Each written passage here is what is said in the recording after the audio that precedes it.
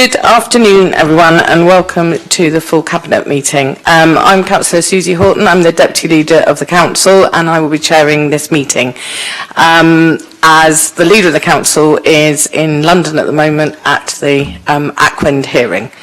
Please be assured that we have put appropriate cleansing and social distancing measures in place to ensure that this meeting is undertaken in a COVID-secure manner. Public seating has been made available. Can I please ask members and officers to remain seated throughout the duration of the meeting? A little bit about housekeeping. If the continuous fire alarm sounds, please evacuate the room and the public gallery by the stairwells. Do not attempt to use the lifts.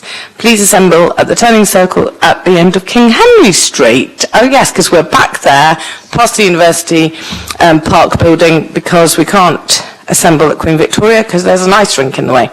In order to comply with the Guildhall Trust's fire marshal regulations, anyone who signed in at the Guildhall reception desk should sign out when leaving the building at the end of today's meeting.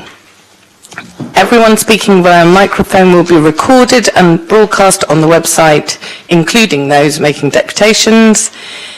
Members of the press and public are also permitted to record the meeting on the understanding that it neither disrupts the meeting nor records those stating explicitly that they do not wish to be recorded.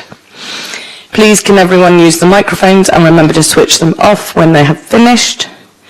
We have all read the reports, so officers please just highlight any developments that have occurred since publication or give a headline summary of it. Okay, I'm going to do introductions now, going around the room. To my left. Peter Wolf, City Solicitor. Anna Martin, Democratic Services. David Williams, Chief Executive. Chris Ward, Director of Finance. Matthew Williamson, Cabinet Member for Health, Wellbeing and Social Care. Kimberly Barrett, Cabinet Member for Climate Change and Environment. Lynn Stagg, Cabinet Member for Traffic and Transportation. Steve Pitt, Cabinet Member for Culture, Leisure and Economic Development. Councillor Jason Fazakerley, Cabinet Member for Safety in the Community. Councillor Lee Hunt, I'm the Cabinet Member for Planning Policy and City Development. Darren Saunders, Cabinet Member for Housing and Preventing Homelessness. Chris Atwell, Cabinet Member for Communities and Central Services. Christina Downey, a Climate Change Officer. Tristan Samuels, Director of Regeneration. Bethan Mose, Transport Delivery Manager. Alex Roke, Senior Transport Planner. Right, we'll go round. Josh from the News here, welcome. I'm Sam Bushby, Deputy Director for Children and Families. Hello, Michelle Sanders. I'm the Interim Head of Service for the children we care for. Jane Lemaire, Head of Economic Development and Skills. Cal Corkery, Councillor for Charles Dickens Wards and Opposition Spokesperson for Housing and Leader of the Labour Group. Sally Scattergood, Assistant Director of Housing. James Hill, Director of Housing, Neighbourhood and Building Services. Claire Hardwick, Head of Private Sector Housing. I think that's everyone.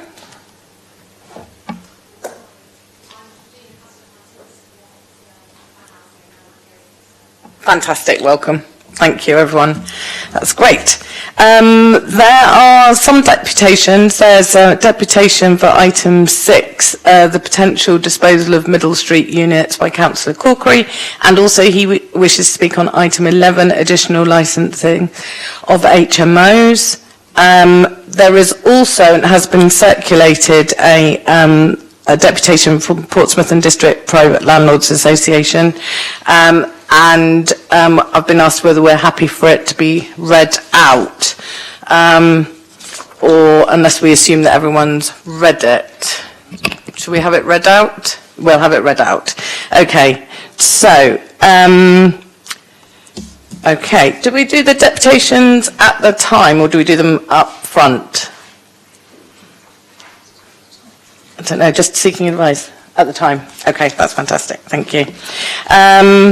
There is also an additional urgent item which we'll take when it comes to the Treasury Management item, which is on investments, environmental, social and governance considerations. And this item will go after the Treasury Management mid-year review. Okay, thank you. So, with no further ado, we will come to the next agenda item, which is the UK Shared Prosperity Fund spend. Who is speaking to this? Jane, over to you. Hello. There's no particular updates on this from the original report, just to confirm that the UK Shared Prosperity Fund is an allocation to the city. We submitted an investment plan in August with the hope that that would be approved in the autumn. We haven't yet had approval of this money, so this report is really advising of funds we anticipate coming into the city, but is not yet fully confirmed. Thank you. I've just been reminded by the city solicitor that I didn't do declarations of interest. So are there any declarations of interest? Councillor Saunders. Yes, I have a personal declaration of interest in that I do live in a house of multiple occupation. However, it is licensed already, so therefore is not covered by the additional licensing scheme. Thank you. Anyone else have any declarations of interest on any items? No, thank you for the reminder. Okay, anyone want to speak to the UK Shared Prosperity Fund spend? Councillor Pitt? Yes, thank you, Councillor Horton. It's just to draw people's attention to the fact that this is intended to be, in some way, a replacement for European funding that was coming into the country as part of the money that came back from the EU, which is, it's always welcome to receive money, and you'll see from the report that the provisional but unconfirmed amount, as James just said at the moment, is £1,423,433, which sounds like quite a lot of money. But it's very odd that the government has decided to do this, starting with a smaller amount and ramping it up over time. Often grant funding tails off, it doesn't ramp up. So we're being offered £172,747 for this, for the financial year. And bearing in mind it's got to be spent within this financial year, and we still haven't had it confirmed yet. This is just another example of the absolute chaos that national government's in at the moment, and it would be extremely helpful if they did give us an answer soon, before we actually get to the end of the financial year and then can't spend the £172,747 because the time will have run out. So it is frustrating that that's where we are. I think it's particularly odd that this fund, since it is allocated, is done backwards, so we get a bit and then a bit more and then a bit more. But these are relatively small sums, and I'm not going to put Jane on the spot, but I did ask her before the meeting where we're at in relation to how that might have compared with the money that we were getting back from various EU funds, and I think Jane will confirm that the position is as yet unclear, and that we don't know. So we need to keep a watching brief on this, because lots of promises were made about how much money would come back into the UK, and whatever side of the Brexit argument you were on, certainly if you were in favour of leaving the EU, you were very concerned that that meant that a lot more money would remain in this country and not go to the European Union. So I think in the interests of both Remainers and Leavers, we as a council and the public have a right to keep a watching brief on this and make sure the government is indeed, if not sticking to promises that were put on the side of buses, making sure that the money that is being distributed across the country that was allegedly a windfall from not being in the European Union actually exists, and that it's not going to fill other black holes when Prime Ministers and their Chancellors suddenly decide to crash the economy and push the country off a cliff, only for yet another Prime Minister and Chancellor to come in a few weeks later and then claim that they've made everything okay when they created the mess in the first place. So this is an important thing for us to keep a very close eye on. The money is welcome, but it's a very small amount in the great scheme of things, and we'll have to be very careful to make sure we try and get maximum impact from it, which is why the report in front of you articulates how we plan to do that. Thank you. Thank you, Councillor Pitt. Anyone else want to speak on this item? So it was brought here as a noting report, and I think Councillor Pitt has summarised why that is important, so thank you. The next item is the crowdfunder Portsmouth platform funding. Is that you again, Jane? Back over to you. And I'm back to try and spend some of that UK Shared Prosperity Fund as soon as it is approved. Obviously fully accepting that we are seeking approval for funding, which the only place we have to take that out of at the moment is the UK Shared Prosperity Fund. So it would be subject to the investment plan being approved by government, but as colleagues will be aware of, there was significant success with Crowdfunder Portsmouth, which was launched over COVID. It supported a lot of businesses. We managed to do match funding. We also process some SIL funding using the Crowdfunder platform. Our agreement with Crowdfunder ends this month. And we're proposing that we renew it for one further year, subject to UK Shared Prosperity Fund approval, and put a grant of £40,000 into it for match funding. Through Crowdfunder, businesses can apply for up to £5,000 match funding. The accompanying reports will show you some of the lovely successes we've had across the city for both voluntary and community sector and business organisations. Crowdfunder has an excellent reputation in the city and across the country, and Portsmouth are seen to be the leading way. We would seek to continue this for at least one more year. Thank you. Councillor Pitt again. Thank you, Councillor Horton. And obviously that is, as Jane said, caveated on us getting this approval of this UK Shared Prosperity Fund money.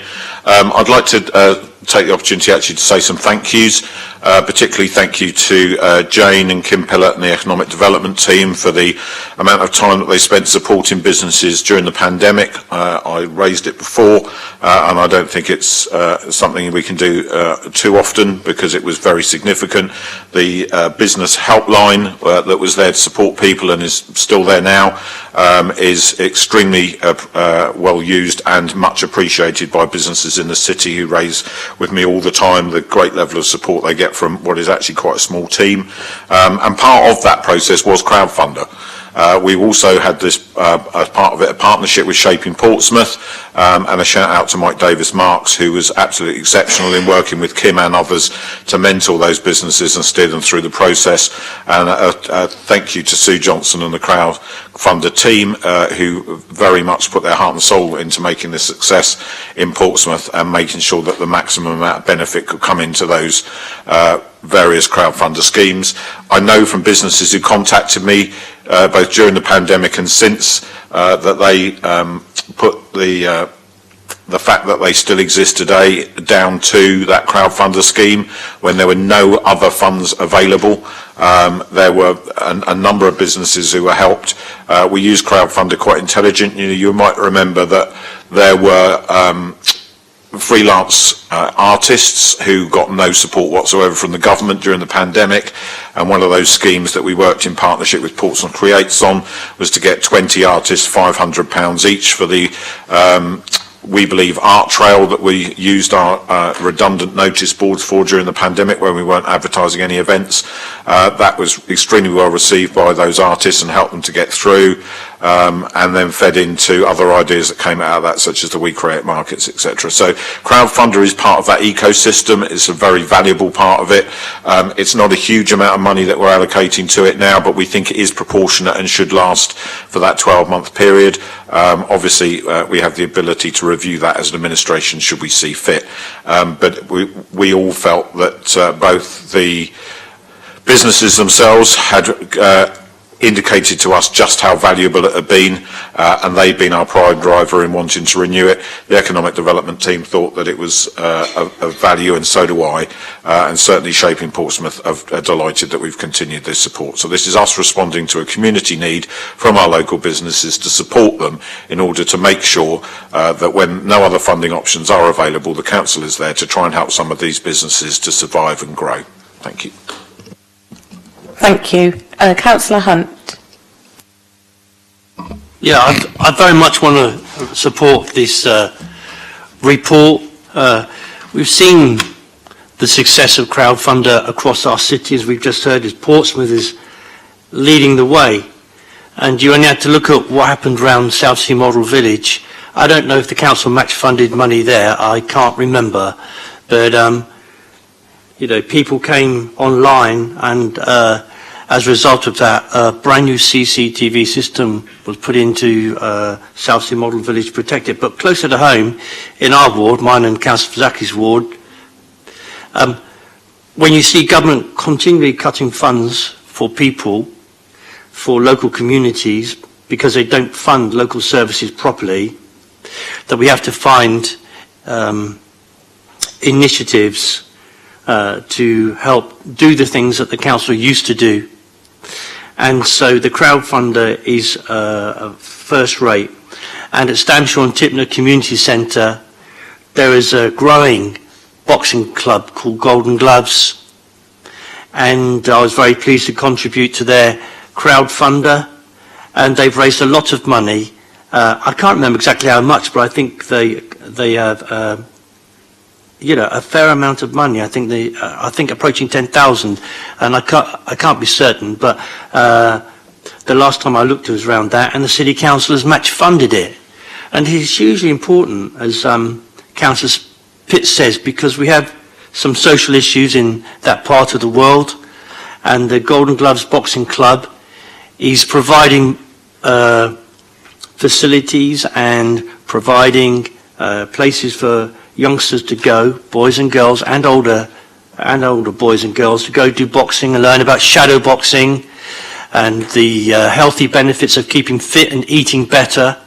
So what they do there, they are just representing a whole load of community activity across our city, which is really actually quite remarkable. And I think the way that this council goes about its business in wanting to support these groups, and this is just one way of doing it, is really commendable. So I'm very pleased to support this report, and I'm very glad Golden Gloves in Stanshaw and Tipner Community Centre are growing and doing very well indeed, partly thanks to reports like this. And our officers, of course, for enabling it. Thank you, Councillor Hunt. So, anyone else want to make a comment? Okay, so Cabinet were asked to support an extension of the contract with Crowdfunder UK at a cost of £28,200 for 1 year, which equates to 10 months of delivery. Looks to seek a self-service model for any further delivery. If this finds approval, to reduce costs in subsequent years. Supporting a further top-up of £40,000 to the Small Business Fund to enable further business creation and growth, which will support a minimum of 8 match-funded projects.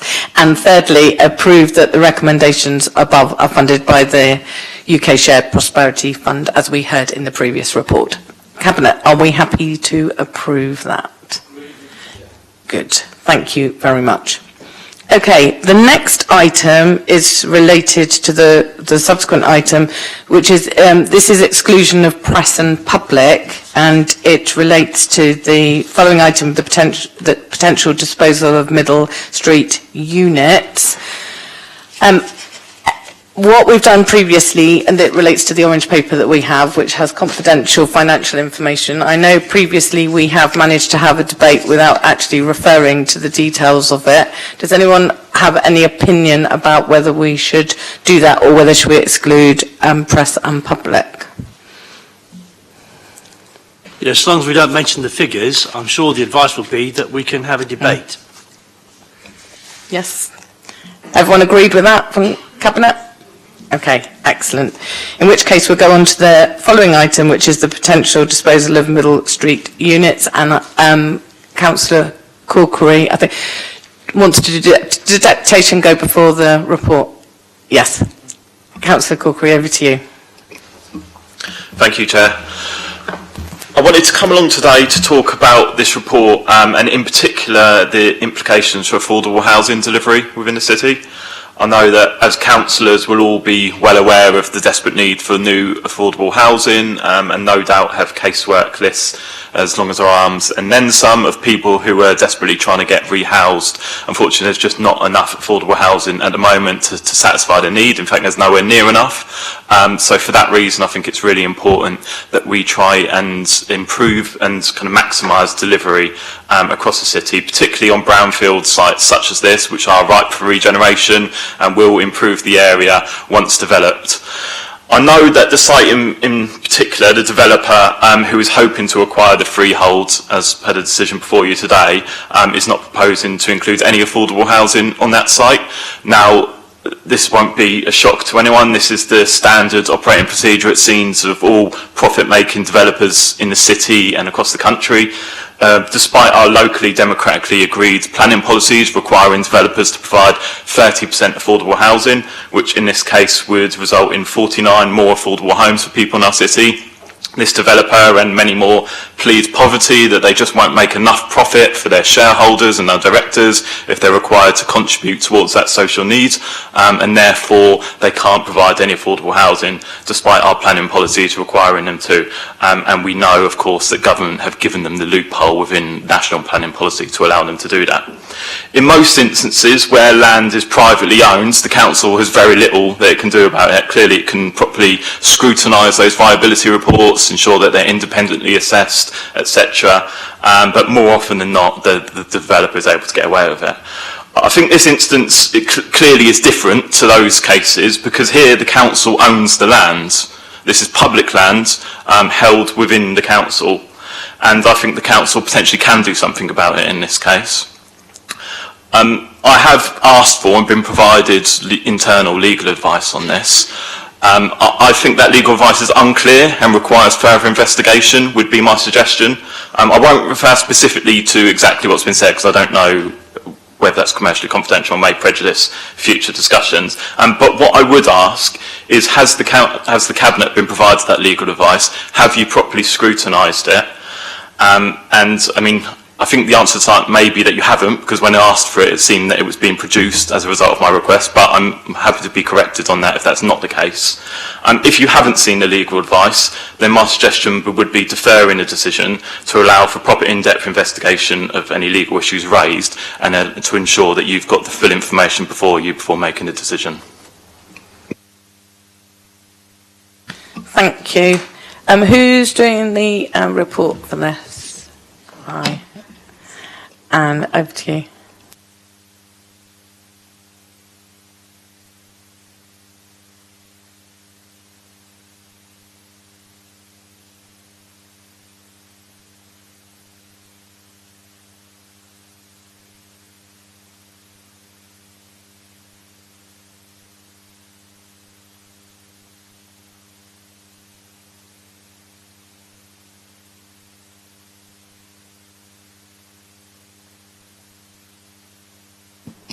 I don't think people can hear you because I don't think your mic's on, but we're not hearing. Yeah. Well, I'll just actually swap with Jane because we could hear Jane. That's a good idea. Thank you. Sorry, do you mind repeating that? Because I don't know whether it will have been recorded.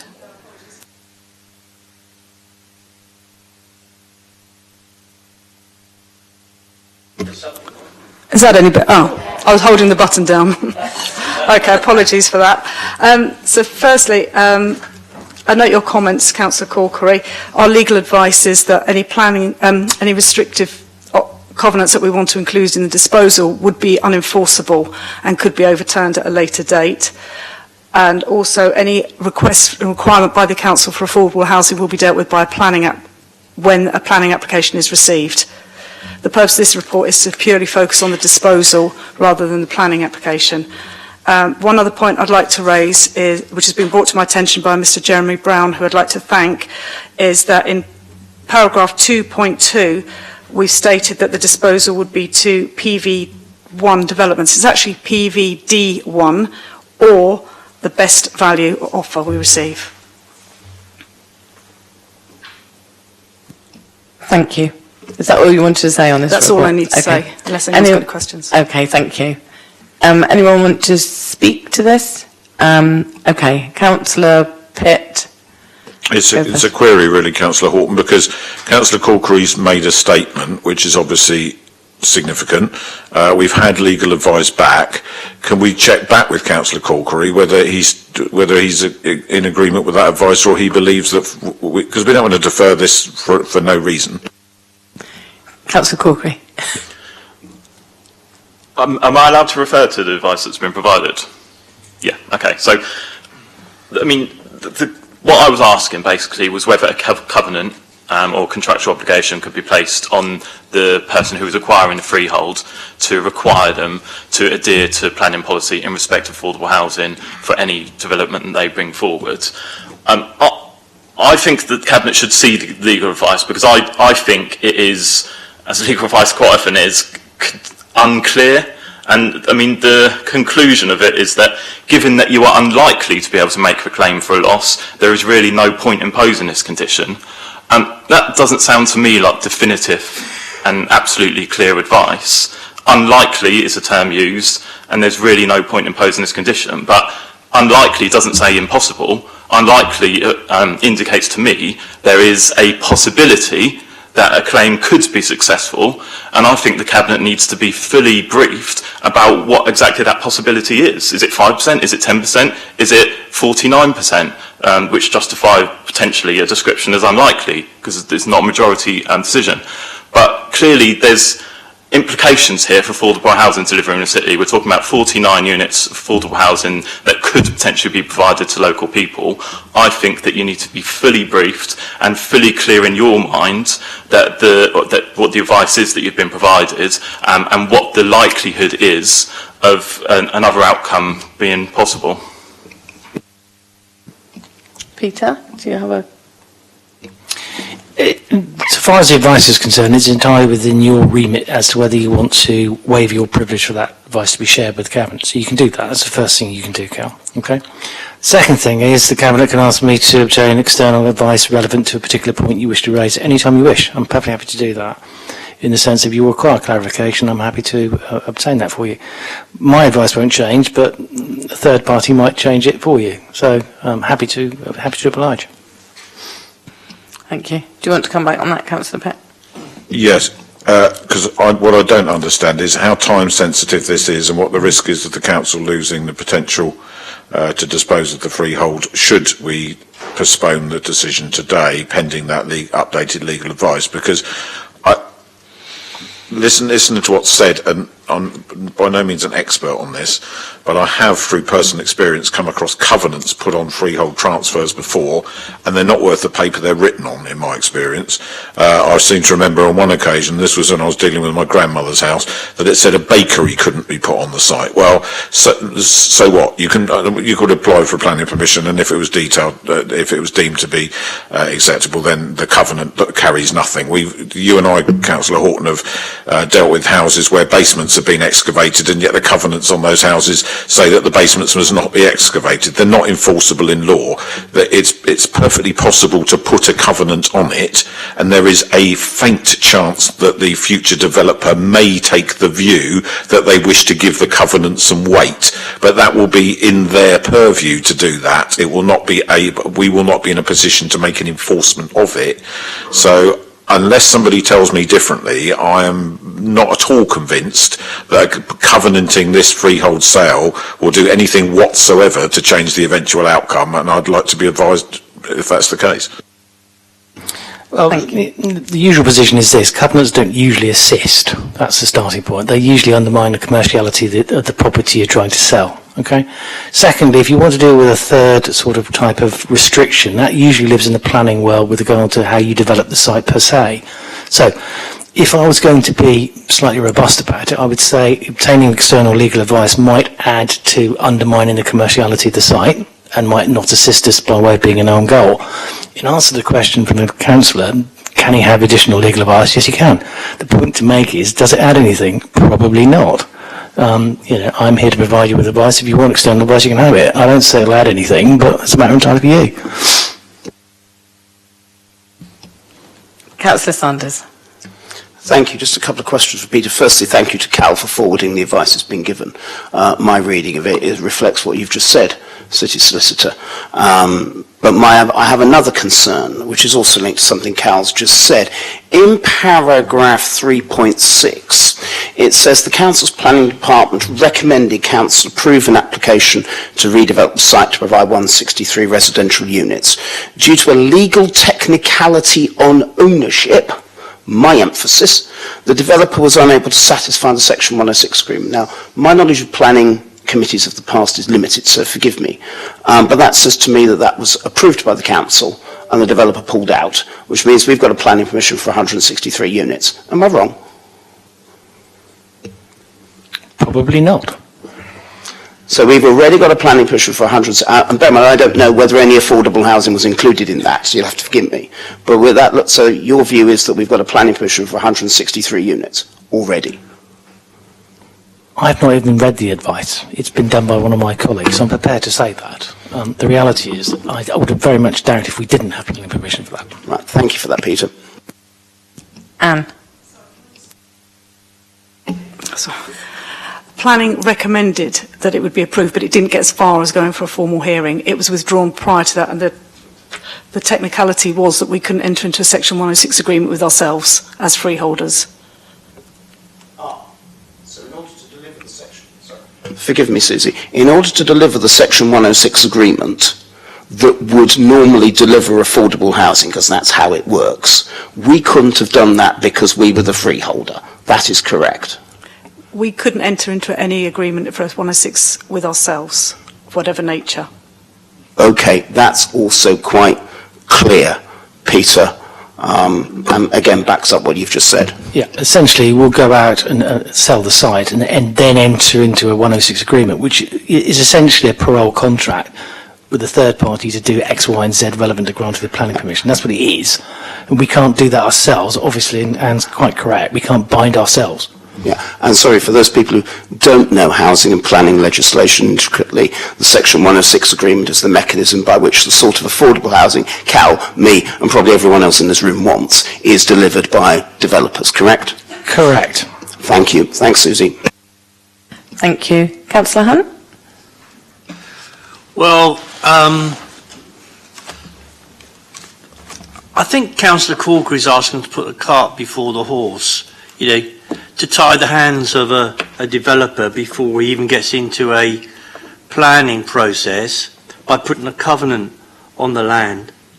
And it seems to me that if we do that, as we've heard, I think from the officer and from Mr. Balfe, is there's a risk of devaluing the land and getting less bang for your buck.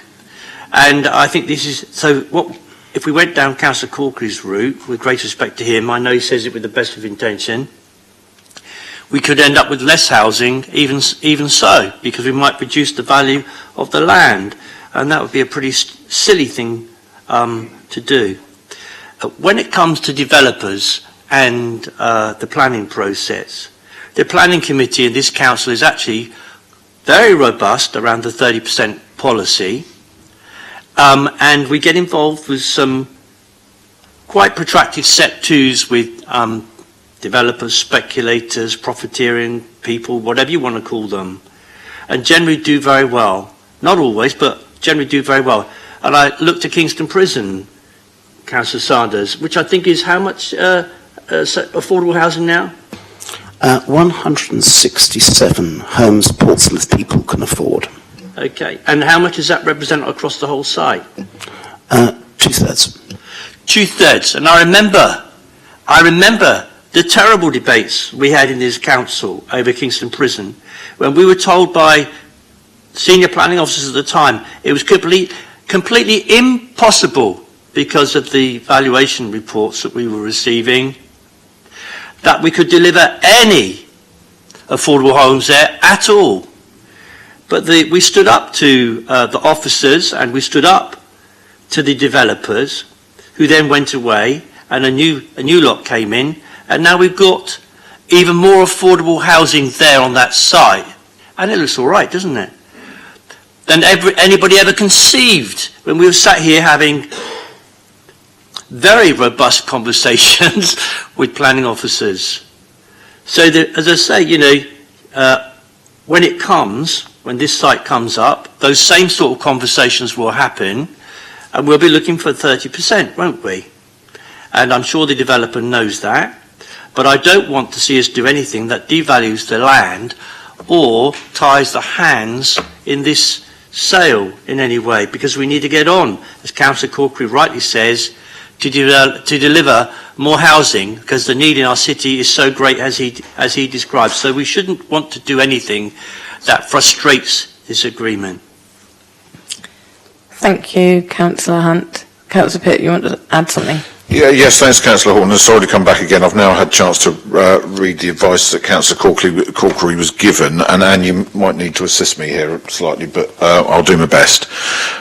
What this advice is saying is that, yes, you could impose a covenant, but that in reality, if you did something that was commercially restrictive on the future owner of the site, to the extent that they could evidence that they could not supply the affordable housing through an economic viability assessment, which is an accepted vehicle in law to evidence the inability to deliver affordable housing, the council would be unable to legally impose that covenant, nor would it be able to claim any compensation for that covenant not being imposed, because what is being proposed for use of the land by the developer is legally acceptable.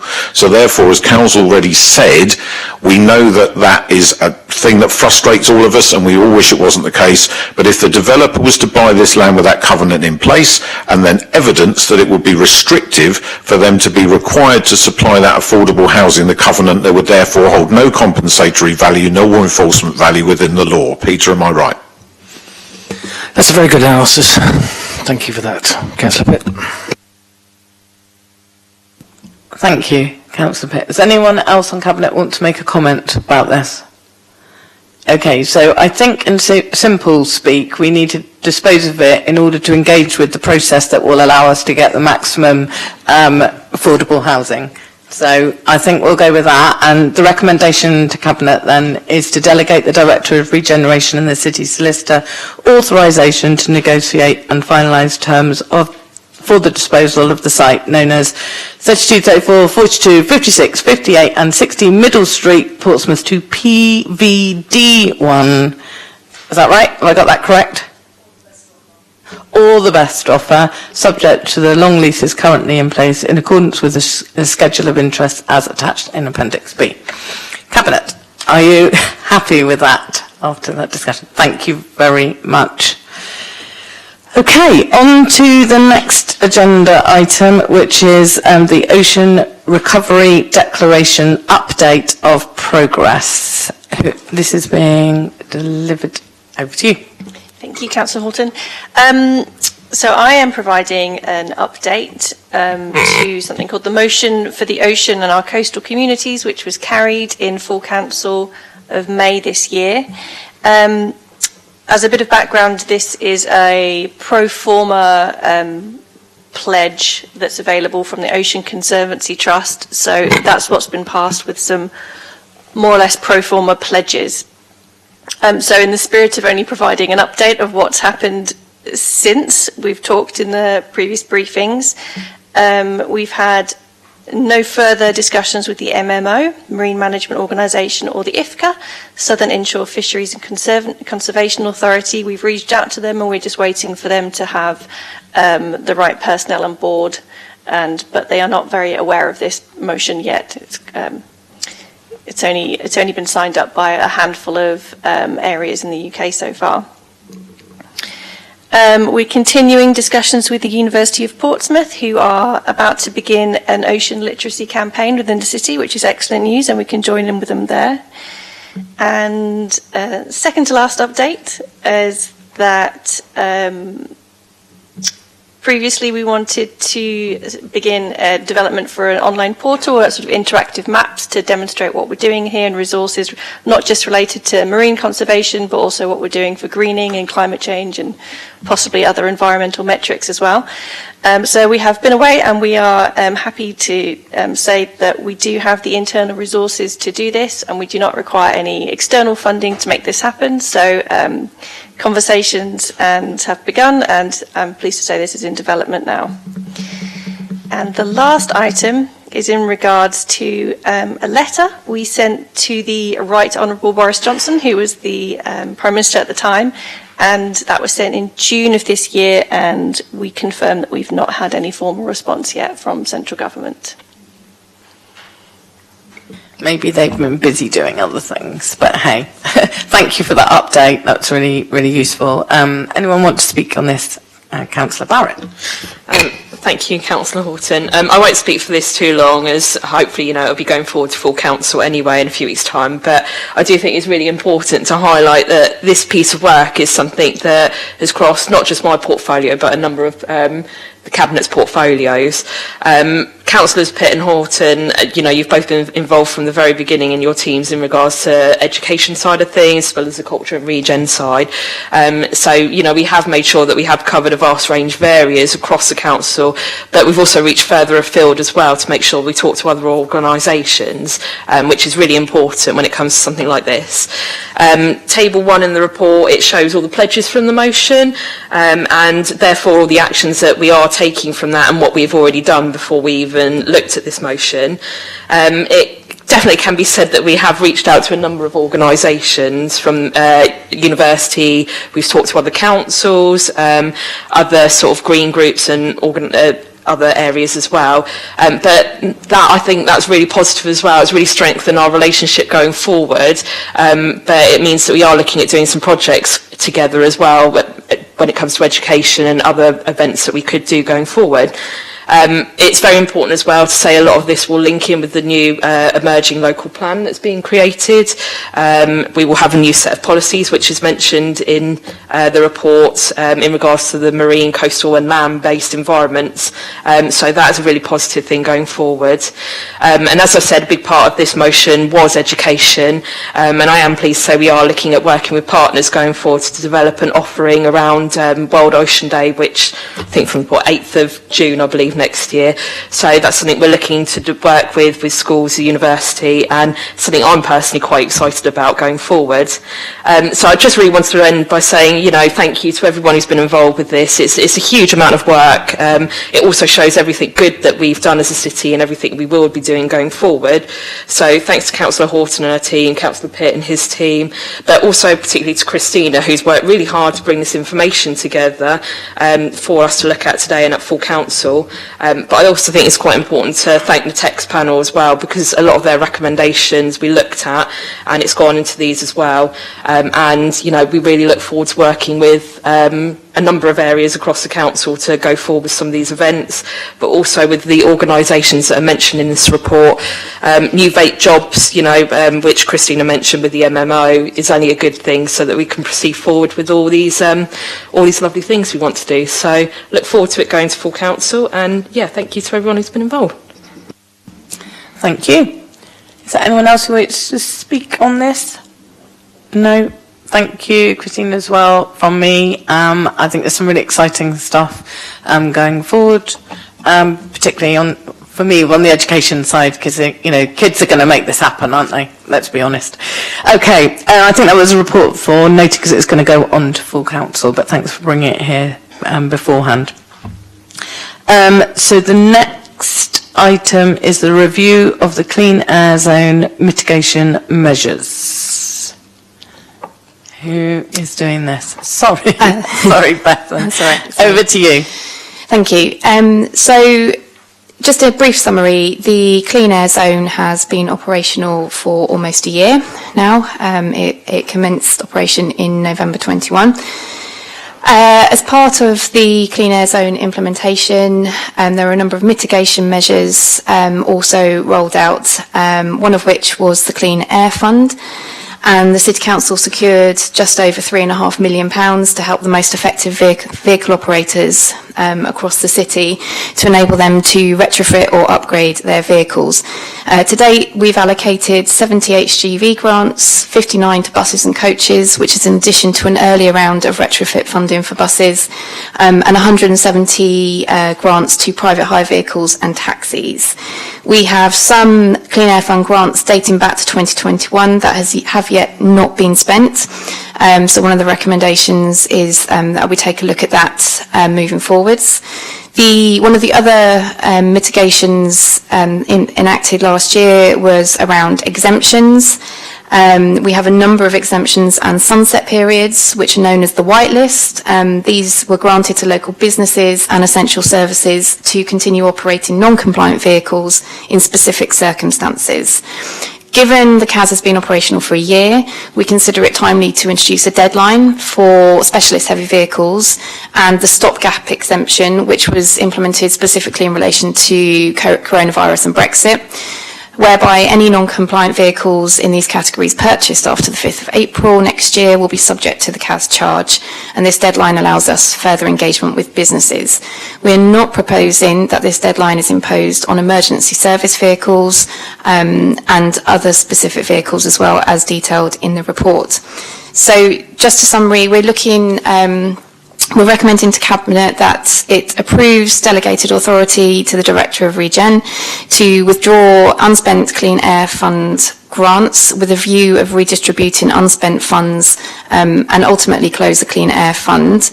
That Cabinet approves a 6-week period for the remaining Clean Air Fund applicants to provide clear proof of intent to upgrade their vehicles, and approves that non-compliant vehicles purchased after the 5th of April 2023 not be granted an exemption from the Portsmouth Clean Air Zone, specifically with regards specialist heavy vehicles and the stopgap exemption. Thank you. Thank you very much for that.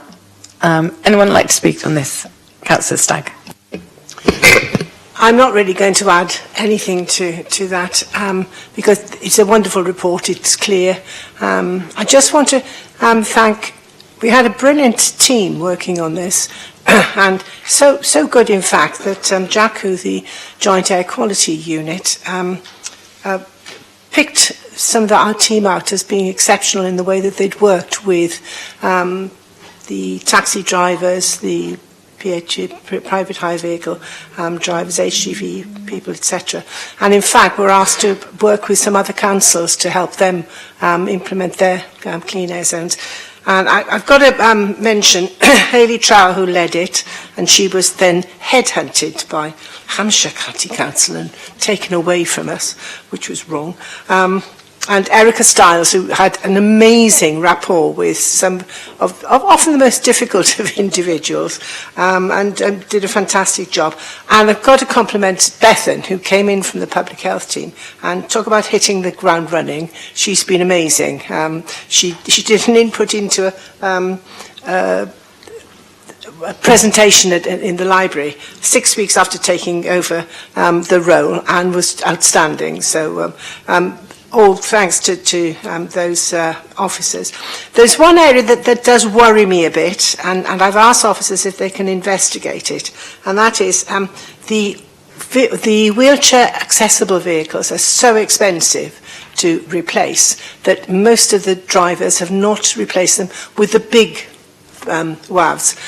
They've spent the funding on buying smaller ones.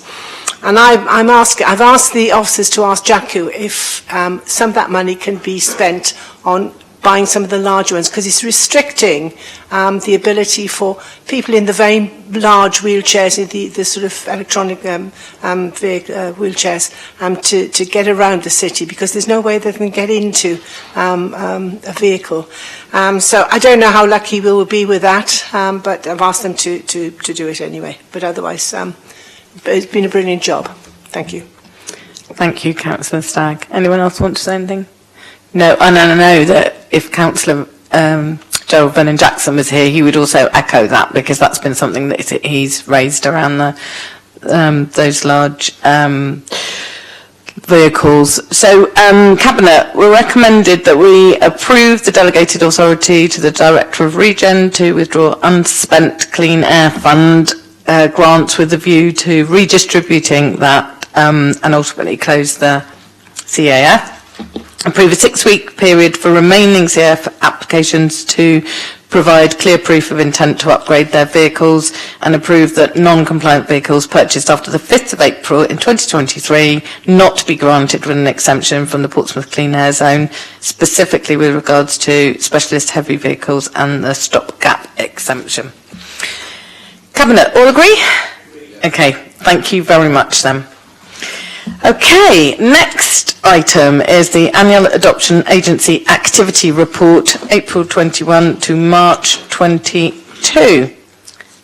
Who's delivering? That's going to be me. Over Thank to Councillor. you. Yes, so as you just set out, this report sets out the adoption activity from April 21 to March 22.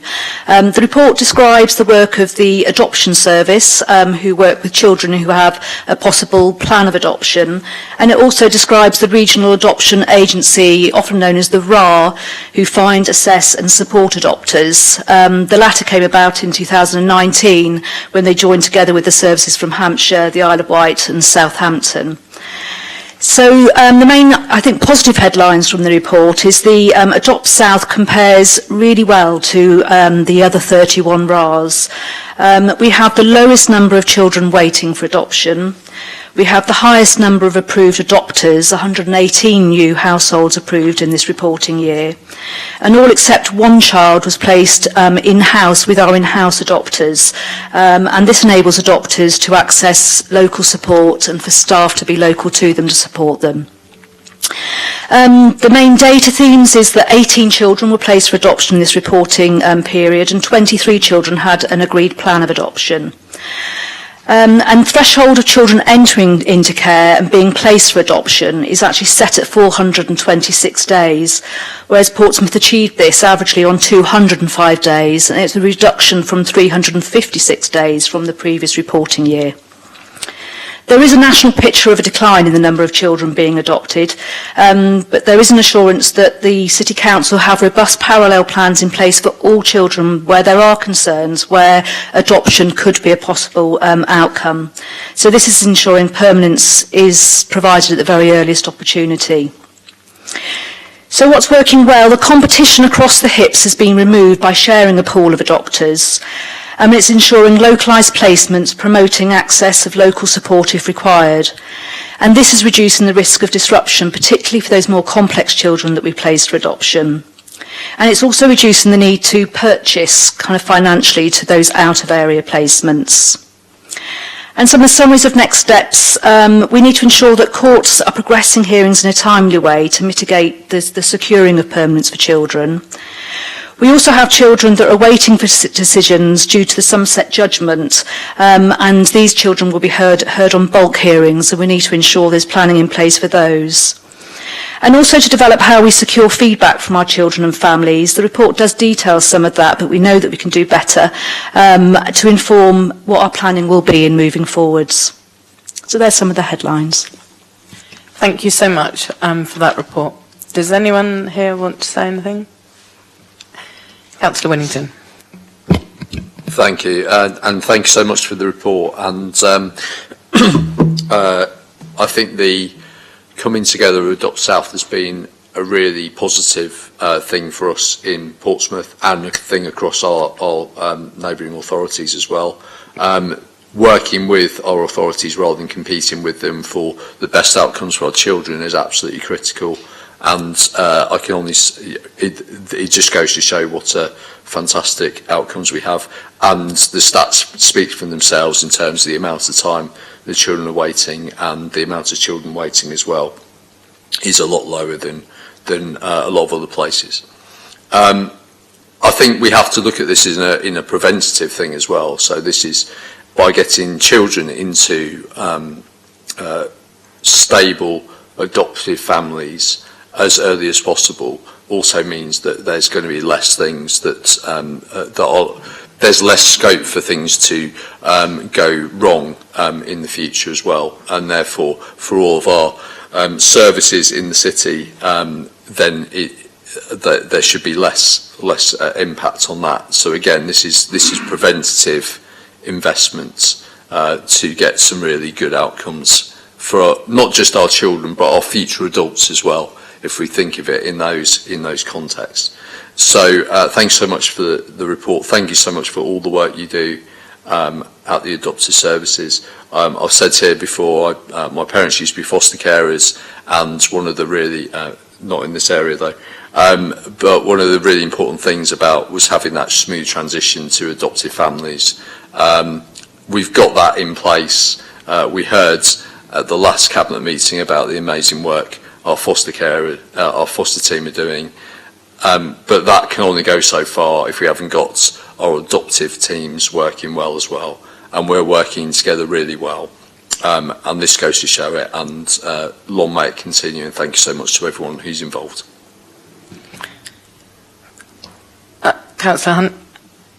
Yes, I just want to say something human about the report. Is that when a young person is in such, is removed from their home or whatever, and in such turmoil that they go into care, and then they go through fostering, which is the most wonderful thing to do. And I would appeal to more people to come forward and do it. And then to go on then, we see now increasingly foster parents adopting, that it is a fantastic thing to do, because there's a really rotten world out there for some people, and we can't change the whole world, but we can change the world for one or two people who come into our lives, and it's a tremendous thing to do. And if more people could do it, I think the world would begin to change for the better even more. So that's just the human side of it, giving someone a chance and a life. Thank you, Councillor Hunt. I was going to pick up on the human bit, because this is a report that has to come here every 6 months. And you're right, you can look at the facts and the figures, but it's really important to see the human beings behind it. I do think we need to be clear that we don't conflate fostering and adoption, because they're two very different things. And we did have the fostering report last time, although the link between those two pieces of work is really crucial when it's done well.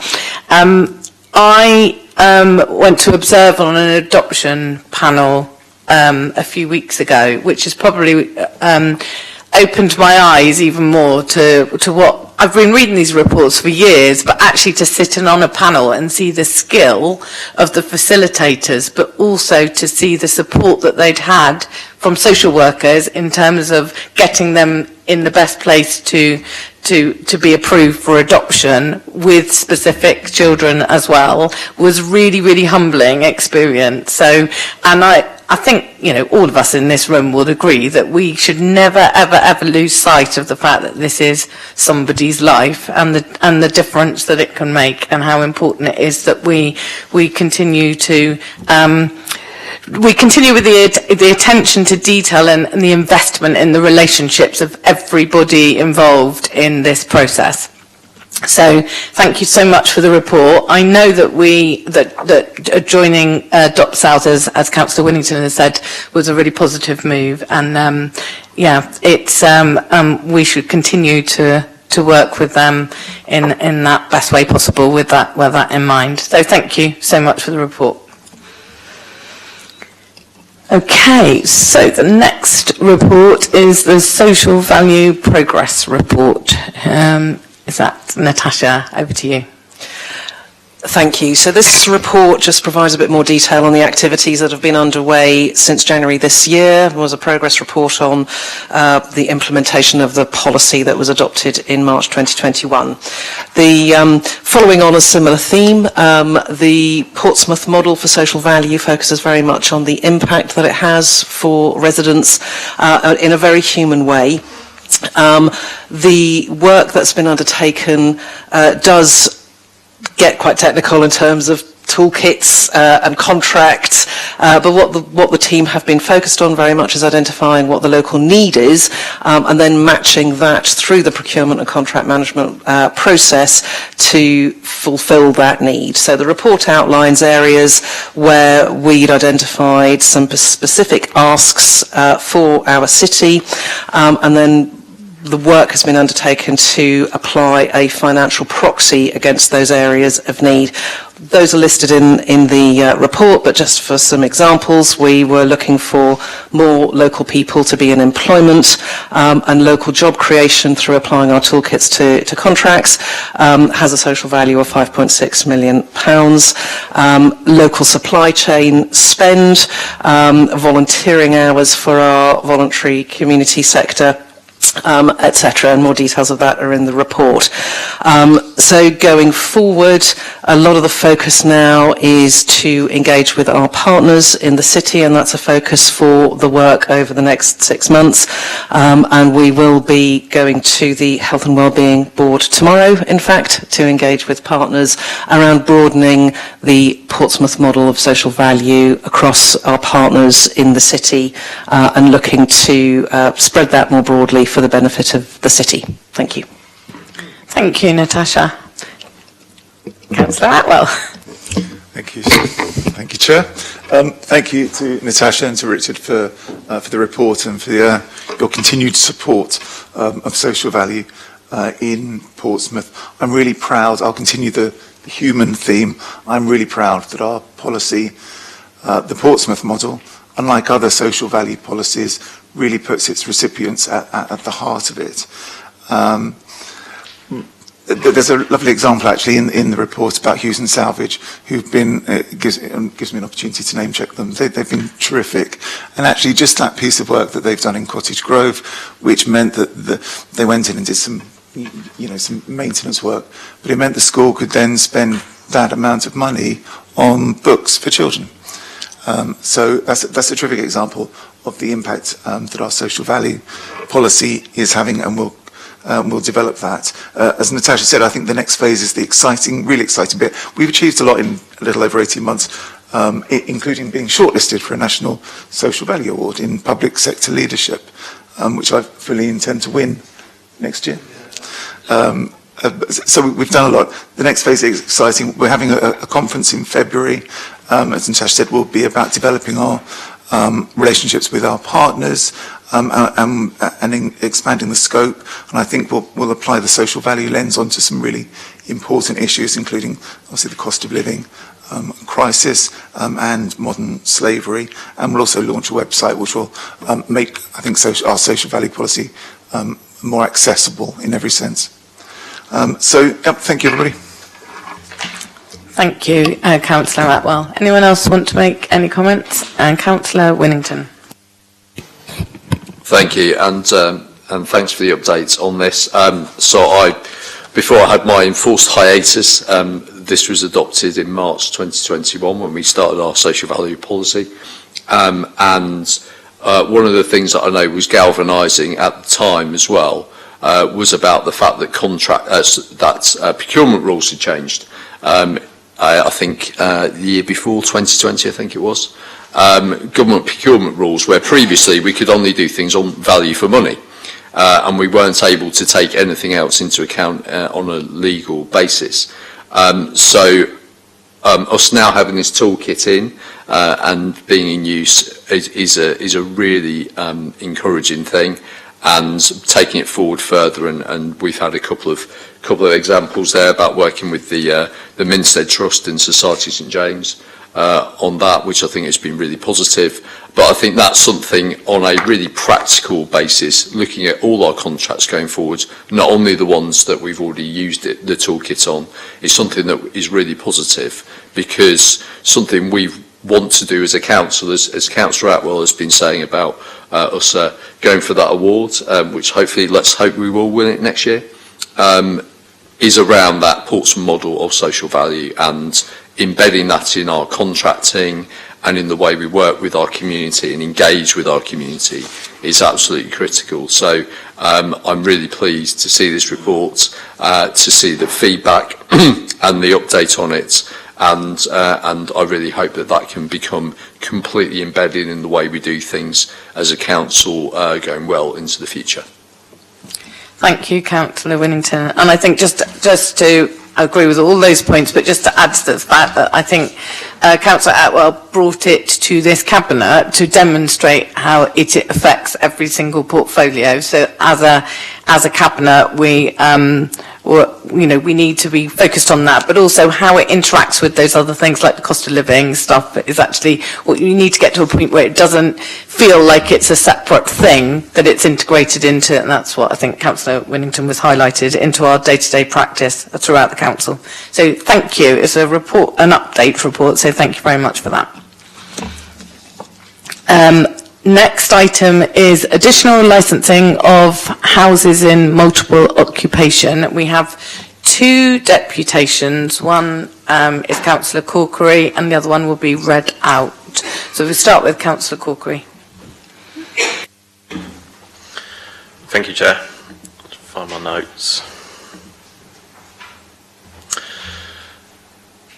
So I'm glad to see this report coming forward today. Clearly, landlord licensing is something that the Labour Group has had a lot to say about over the last couple of years. We launched a campaign back in 2019 specifically around landlord licensing and asking the Cabinet and the Council to look at what's being proposed today, extending or adding additional licensing of large HMOs within a city and also selective licensing of non-HMO properties. Over the past 3 years since we've launched that campaign, we've done a lot of work around it, including bringing a motion to full council on the issue, including it in all our local election manifestos as a kind of top pledge, and also taking a petition round on the doors that we knock on kind of all around the year, speaking to residents about the impact of the housing crisis on them, and particularly where there have been issues with privately rented homes, and how we felt that they could be better regulated through the use of licensing. It's not been a kind of straightforward campaign to run over the last couple of years. Clearly there's been a lot of resistance from various quarters, some within the council, some outside of, and I think we'll probably hear a little bit more about that in the next deputation. But we are glad to see now that this is being brought forward, and we're clearly supportive of the rolling out of additional licensing to cover larger HMOs. Supportive of the report, and in particular I wanted to say a few words about the options that are presented to you for decision today. And I want you to kind of seriously consider, I'm sure you will anyway, but our preference I think would be for option B, which is the tiered licence structure and targeted approach to regulation. I think this is a really useful and innovative approach towards licensing. It responds to the concerns that have been raised in some quarters about how resources are targeted, and I know a regular plea from the landlord lobby is not to unfairly target, as they would see, the good landlords who are doing what they should be, and ensure that resources are targeted appropriately on the dodgy landlords and the people that aren't fulfilling their responsibilities. So I think option B is a good way of doing that. What I would say, just to kind of caveat to that, is that although option B would result in some of the lower risk properties perhaps receiving more of a light touch approach, I think we need to ensure that that's not too light touch. I think there needs to be maintained a solid baseline of regulation for all properties, no matter the level of risk that is associated with those, because risk can change over time, and the people living in those properties, the people who manage those properties, their circumstances and their ability to properly manage those properties can change. So I think it's important that we don't take too light a touch to some of those. Also like to praise the work of officers in bringing this forward, and I think in particular clearly there's a significant amount of work that has been done around the options. I think the easy thing to do would have just been to brought forward a report which says, look, we'll roll out additional licensing in the same way that we do mandatory licensing, but instead what I think they've done is responded to obviously consultation responses, looked at what best practices elsewhere, and come back with what I said is quite an innovative approach, I think, and something that's definitely worth looking at. And if we are going to look at it for this, roll it out also to the other licensing schemes for mandatory licensing. So supportive of the report, we think additional licensing for larger HMOs is certainly a good thing, but we're not convinced that it goes far enough in addressing the issues within the private rented sector in our city. We'd also like Cabinet, we'd ask Cabinet again to look at the issue of selective licensing of non-HMO properties.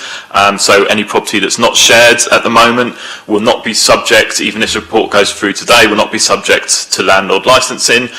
We think there are lots of issues within non-shared properties that we've come across through casework and being out and about in the community, and issues that need to be addressed. I recently had a bit of casework just to kind of point to this fact of supporting someone who was living in a ground floor flat within a converted house. Single pane windows, no central heating, absolutely riddled with damp and mould all over the place. We were able to support that person to get rehoused in social housing, which was a good outcome. But the rest of the property above their flat was a shared house. So if this report goes through today, what we'll see is a kind of, I guess, what I think is a ridiculous situation where the shared property above will be subject to relicensing and kind of a stricter and more proactive regulation, whereas the flat directly below, which is in a poorer, if not kind of equally poor condition, will not be subject to those landlord licensing conditions. So we think for consistency and also to ensure that everybody across the city can enjoy a decent and safe place to live, that selective licensing of non-shared property should also be explored. We have heard before that there's apparently no evidence basis to justify such a policy. We were told that about additional licensing, which is before us today. In fact, that's the reason why a few years ago, Darren, Councillor Sanders, removed the requirement for larger HMOs to be licensed, because at that time there was no evidence. Now, I think the reality is that if you ask for evidence to be, or if you ask what the evidence is for a particular policy to be implemented as the political leadership of the council, evidence will be brought forward. So I do think this is a kind of a case where if the political will exists, then policies can be implemented and policies can be changed. And I think we're seeing that today with the reversal of the decision to get rid of additional licensing.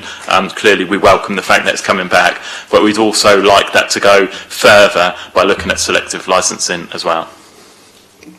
Thank you, Cal.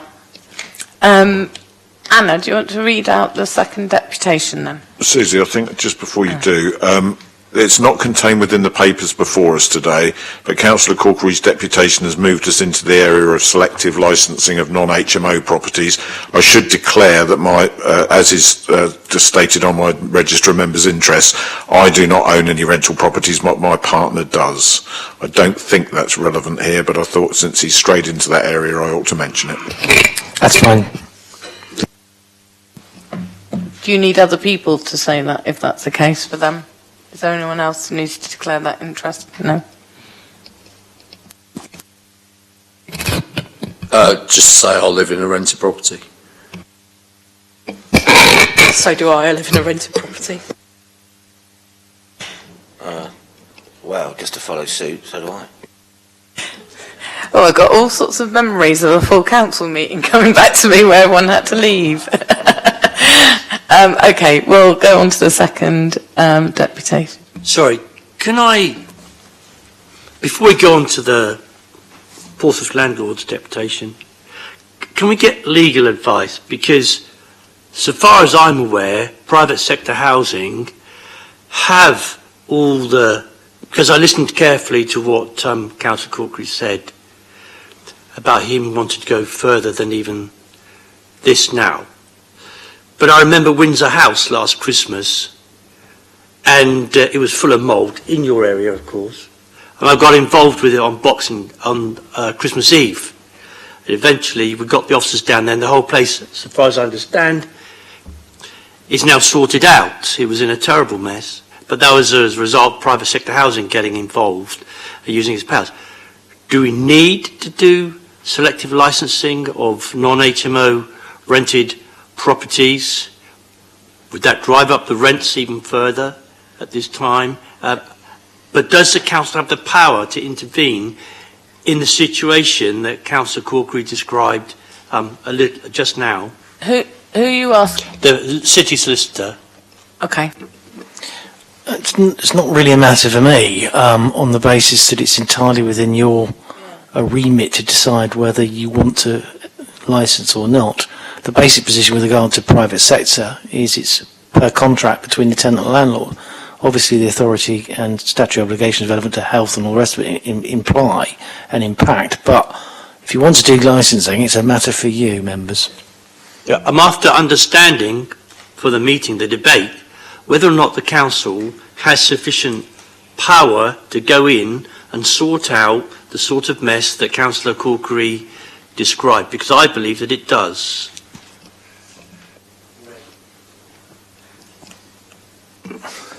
Possibly in terms of a sort of general construct of competency, but usually it's the tenant suing the landlord per contract relevant to the premises being unfit for human habitation or in breach of a covenant or implied covenant relevant to the contract you have. It's not usually the authority, absent it being impactful and say something about, say, childcare or adults or some other sort of adjunctive reason for us to become involved in a statutory basis. So you start, Kazan, on the basis of the contract per landlord and tenant, and you look at that, and you look at the implied duties and the duties per contract. So I'm very mindful of the recent case that's on the television yesterday and the day before, where mould was the cause of death for a child, and the council housing boss is required to resign because I think it was a he, did not get involved and the council did not use his powers. No, I think that you're conflating two things there. First of all, you're looking at social housing and housing within the remit of social control, i.e. through the authority, and distinguishing from a private sector landlord. Private sector landlords have always been sued relevant to their breaches of covenant for years and years and years over obvious breaches in their tenancy.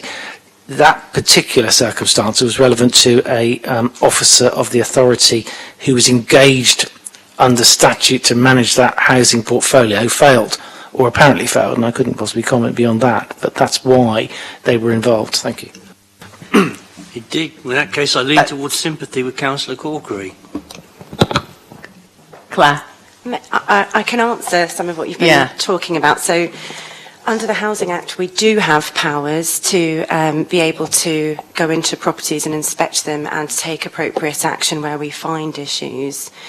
Generally speaking, that's in a reactive sense. So when we're made aware of an issue, schemes such as licensing are a means of doing that in a proactive way. But the overall discussion here, I would suggest, probably belongs with our private rental sector governance board, which we meet with it on a quarterly basis to be able to discuss matters like this. Thank you, Claire. I think if we stick to what we've got in front of us and the decisions we've got to make, but also we do need to hear this other second deputation. So over to you, Anna. It's deputation from Portsmouth and District Private Landlords Association. As the association representing local landlords in the Portsmouth area, it will be no surprise that we object to the introduction of licensing schemes for HMOs. We did so in 2012 prior to the last round of additional licensing. We cited the failure of the last scheme to achieve any benefit as a reason not to proceed with the consultation, and now, as you decide whether to do it again, we see it as a very expensive sledgehammer to crack a very rare nut, and the problem you seek to address is not a nut anyway. Last time you identified 3,000 HMOs. We believe there are now less than 2,800 in the city, of which 1,400 are larger and already licensed. The premise of all the proposals before you is that there are 4,800 unlicensed HMOs in the city. We challenge that basic assumption as there is no evidence to support it and argue the costs involved are not justified for such a small sector of the housing market. We commend those involved for setting a target start date of September 2023. If the Renters Reform Bill is drafted as proposed and passes through Parliament this year as planned, licensing will be unnecessary and may even be removed as an option. We recommend that resources are not committed prior to publication of the bill. We also congratulate the officer team on the new standards document. This will be the first time in 10 years they produced a standards document with any form of review or approval, which, considering so many decisions are based on it, has been scandalous. The new document is a vast improvement in terms of presentation and clarity over previous versions. However, it is still prescriptive, which we believe to be beyond the remit of a local authority, a theory we will test rigorously in the courts at the earliest opportunity. Some councils misunderstand the status of local HMO standards and apply them as a prescriptive set of requirements rather than guidance that needs to be interpreted with a degree of flexibility. Manchester City Council and Archie Madden. One other outcome of being too prescriptive is the document rapidly becomes out of date. For example, the version you are being asked to approve today ignores the recent change in carbon monoxide regulations and prescribes an illegal implementation of sensors alarms. The current space and amenity proposal proposals encourage properties with very small bedrooms, small kitchens and large lounges, which is completely opposite to what most tenants want and request, and will sadly drive the market toward yet more super HMOs. Do you really want that? We hope that any future updates are reviewed, approved and clearly documented. You must not allow a repeat of the confusion of recent years with randomly changing standards, multiple versions on the internet, etc. Members believe schemes like this to be self-funding. That may be true in terms of administration and some of the cost of enforcement. We suggest that other departments be tasked with identifying additional workload due to licensing. As we know from experience, the indirect costs are significant, especially housing options, legal and planning. For our part, we will be encouraging our members to make it clear that when they evict, that they instruct tenants that they are selling because of PCC Lib Dem rule changes, as we are wrongly being portrayed as the bad guys. Success of a scheme such as this depends on recruiting and training to the appropriate levels. Whilst the current team is much better trained than previously, there are no fully qualified EHOs, and we are aware that finding new recruits with current salary banding is very difficult. Would a more focused solution based around current resources and additional formal training be more likely to yield the results you seek? There is a national shortage of trained staff to operate schemes like this. For evidence, Google's shortage of environmental health officers. If a scheme is introduced, especially given the hardships PCC will face staffing it, we request that the Southampton solution of allowing private or third-party property inspections, rather than having to wait until PCC resources allow. In the last scheme, some properties were never inspected, even though the landlords involved had paid the full fee. If implemented, this scheme, as was the case with the last scheme, will remove the cheapest rooms from the local market. This will impact the poor and vulnerable most, and that will have direct costs for PCC. It will also discourage many small landlords from offering HMO accommodation. Many have left already, as market rents for families are high, and taxes, interest rates, disaggregation and energy costs are having a massive impact. Licensing will be the final straw. At our member breakfast last week, one long-term member said that he will be evicting 2 lady tenants, both in their 50s, both in the same property for 13 years, as they are the 2 most recent arrivals, as he will be reducing the number in the house so it is no longer an HMO.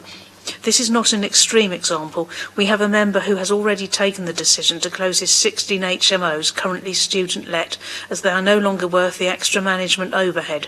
You need to appreciate the management and admin overhead a licensing scheme has for landlords. Many will just walk away given all the other recent changes. We request that any property granted a licence should automatically be granted C3, C4 status for the duration of the licence, so that currently empty houses can be occupied. This will be a real benefit of licensing and will restore the flexibility currently missing from the Portsmouth housing sector since you introduced the Article 4 direction. As made in Appendix 9, this scheme does nothing to make the city safer, to reduce income deprivation or poverty, equality, diversity, carbon emissions, energy use, climate change mitigation, air quality, the natural environment or waste management, and has a negative impact on employment opportunities in the local economy. Paragraph 6.6.2 states that as many as 40 full-time equivalent additional officers will be required to deliver the scheme.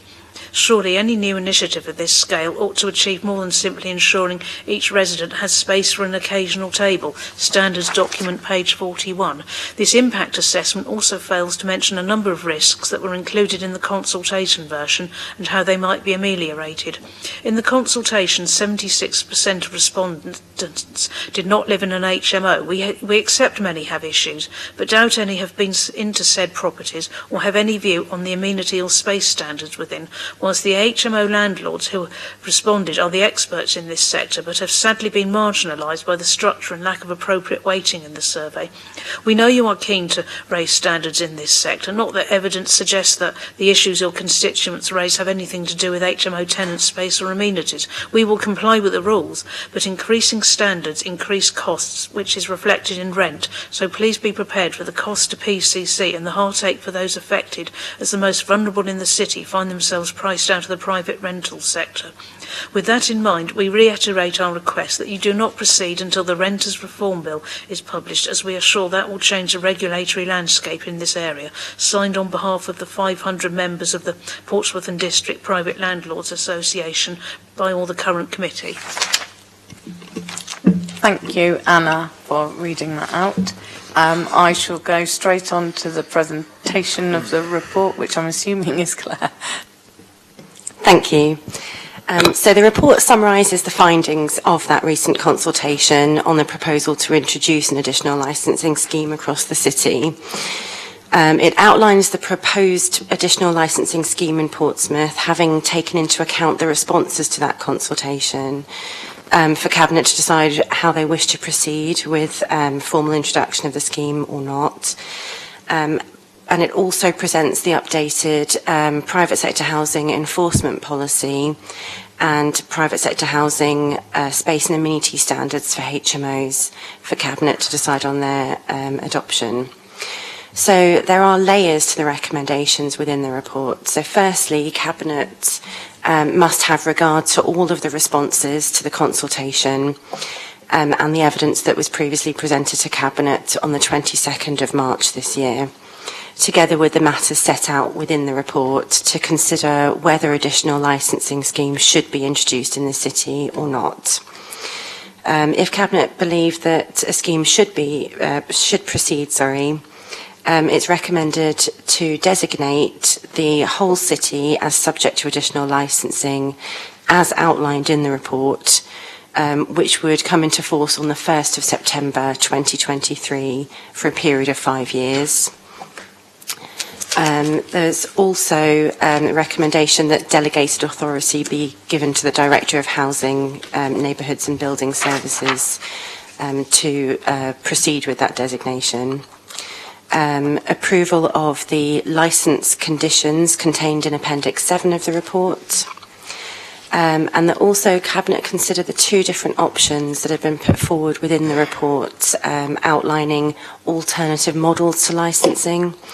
And broadly speaking, that's option A, which is more of a traditional approach to licensing and follows the same structure that the Council's current mandatory licensing scheme follows. Or option B, which is an alternative tiered structure for licensing with terms based on the compliance or competence of the proposed licence holder. So if Model B is the preferred option, Cabinet should also approve the policy for landlord accreditation contained in Appendix 8, which closely links to distinguishing the terms of those tiered licences. They should also instruct officers to present a further report to Cabinet before September of next year with proposals to alter the current mandatory HMO licensing scheme to be more in line with that model. There's also a recommendation for either of those models that Cabinet approve the adoption of the proposed fees and charges structure as outlined in the report for the preferred model, and that officers should bring a further report to Cabinet reviewing those fees before the commencement of the scheme, and then again annually throughout the scheme. And finally, regardless of whether Cabinet do decide to proceed with the introduction of additional licensing or not in the city, it's recommended the approval of the updated private sector housing enforcement policy and the updated space and amenity standards for HMOs, and that both are implemented from the 1st of December this year. Thank you.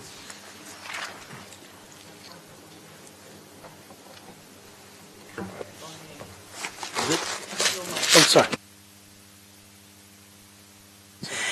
Thank you, Claire, for that. Members, do you have any questions or comments? Councillor Hunt's hand went up first. I'm glad to go first. I'll be utterly robust. I mean, this deputation from I want to work with the landlords. I happen to be a landlord, but not in this city, so I can sit and say. And I would welcome a licence where I am. There isn't one at the moment. But I'm a good landlord. I make any changes that are required. I've not put the rent up in many years. And anything that is needed in the house, I do. That is not the story in Portsmouth. The story in Portsmouth, we have horror stories of people having to live in absolutely awful conditions. And the market here has its own self to blame for that. Now, if I was a landlord here, and I would welcome for the smaller HMOs a license to drive up the standards, which they kindly report in their deputation that they welcome. This council has done so much over nearly 10 years now to drive up the standards of HMOs, and I won't be bashed around the head by anybody, not least landlords. And I know the costs of running a rented property. I know all the bureaucracy that goes with it. But I would say to them, welcome this, accept it, and show your tenants that you are willing to comply with decent and basic standards around your HMOs. But to hear in this, unashamedly, that some landlords are going to chuck out two 50-year-old ladies at this time simply because they've got to afford the cost of a licence explains exactly why this report is here today, because they don't care. There are too many landlords who don't care, who do not take responsibility for their property, and leave them to go bad and sour and make people live in them. The kind of properties that Councillor Corkery was talking about just now, the kind of horror stories that we see so often, the kind of things that people come to us about, with rats running through the houses, these private rented properties, including HMOs. And if the Portsmouth Landlords Association thinks that the public won't like what we're doing, when they turn around and say that one landlord is going to shut down 16 HMOs, which are student lets, then they don't understand the politics of this city either. Because although I don't agree, I think students should have somewhere to live, loads of people would say, bloody good job. I don't agree with it, but that's what they would say. It shows you how out of touch these landlords are. So driving up standards is a good thing through an additional licence, and I'm happy to take these landlords on. I'm happy to tell them not to bash us around the head with super HMOs, because we see in the planning committee every month the standard of HMOs has got up and got better for the people who live in them. And consequently, that improves the income for landlords because people want to live in them. The market for them is quite competitive. So I'm very happy to support this report. I'll listen to what my colleagues want to say, which one they want to go with, but I suspect I know which one we're going to do. So I think, I won't say too much more about this deputation. Thank you, Councillor Hunt. Councillor Saunders. Thank you, Susie. Well, it's all been very interesting up till now. I have to say it's much more exciting than a normal cabinet meeting. I have to say I both welcome firstly the landlord's deputation and that of Councillor Corkery, which says the Liberal Democrats in this city have been looking at, were first into this issue in 2013, 6 years before our Labour colleagues joined us. I'm grateful they joined us on that. And we've been, but because as with Councillor Hunt's issue of the Article 4 directive, and the policies around making sure HMOs do not dominate in our city, we know the issues that have been faced, and we have been taking the tough action required to deal with bad landlords whilst rewarding good ones. I have to say it's been mildly interesting to hear from both the landlords and Councillor Corkery about what was in my head when I took a decision in 2018, or actually no, I didn't take a decision in 2018 to stop additional licensing only in the south of the city. I was told that actually the system had worked, and that legally, because it had worked, we were not allowed to do what I wanted to do, which was to keep additional licensing, keep the pressure on. So it wasn't the political decision our Labour Council colleagues suggested, and it certainly wasn't a decision around failure, which our landlords have suggested. It was because the system had worked, and Lord knows I wanted to keep it, but sadly I couldn't because the law stopped me. And there has been so much misinformation around this project. This is only the start. I mean, what was in my head at 4 years ago is only the start. Councillor Corkery says this is licensing around larger HMOs. Wrong. Those licences exist. I know, I live in one. And no, I've not been evicted from it. And no one in my house has been evicted as a result of it. People have left because that is the marketplace. What we're proposing to do is we are not, as the news suggested earlier on in the week, wanting to license all the smaller homes in the city. I'm glad that was corrected, Josh, and thank you very much for doing so. It's around licensing, it's around extending a scheme that exists already to smaller HMOs. Now, there are many arguments, and I have to say we, as politicians, have spent hours in various council meetings discussing it. The first one I want to deal with is with regards to extending it to all private rented properties in the city. The first thing is we work as a Liberal Democrat administration on evidence, not ideology. And the evidence from the HMO survey that started out said that HMOs were nearly 3 times more likely to have the worst hazards, the really serious hazards, the sort of things that Lee and Cal have come to me about over Windsor House, than the rest of the private rented sector. So therefore you deal with that problem first. Secondly, if the sort of licences that Portsmouth Labour wants for this city were brought in, the state of the property, the very thing Councillor Hunt has been saying needs to happen, is not included in that licence. If it was, we'd have done it like a shot 4 years ago. I could tell you that now. But it's not. The thing people worry about, which is the state of their homes, is not included in the licences that Labour talks about. So there's a lot of misinformation. And I now want to turn to, if I may be a bit more positive, if I can be, Susie. Firstly, I'm delighted this report is here. I want to praise the work of the private rented team for doing so.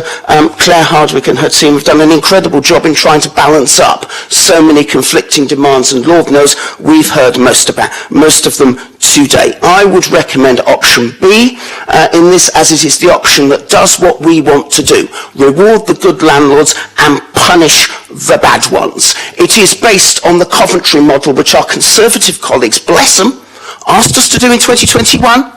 And I have to say, that's always been a model we've looked at. That is here today. And I also want to talk about the money. And I want to talk about some of the things the landlords raised in their deputation, if I may, Susie. If you're a good landlord, your licence is £750 over 5 years. Over 5 years. That's £12.50 per month. That is, if you're in a 4-person HMO, that's £3 a month per tenant.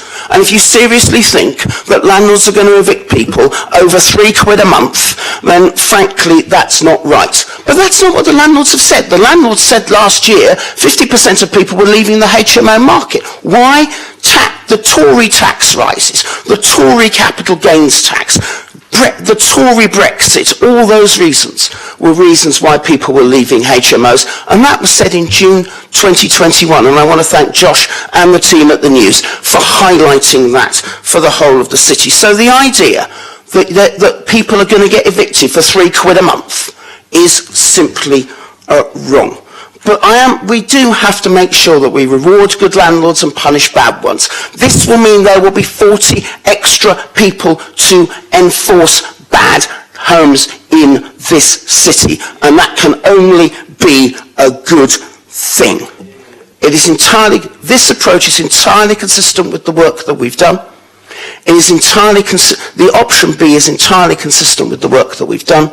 We want to reward bad landlords, punish bad ones. We want to focus on evidence, not ideology, and we want to make sure that every single person who rents privately in this city leads the life they can lead, not be given false dawns, false hopes, or things that will not work. My apologies for sounding mildly passionate, Susie, about this, but I'm always delighted when people know what I think when I take decisions, and I'm delighted that yet again, I hope, my colleagues will reintroduce a system that should never, ever have gone away. Thank you.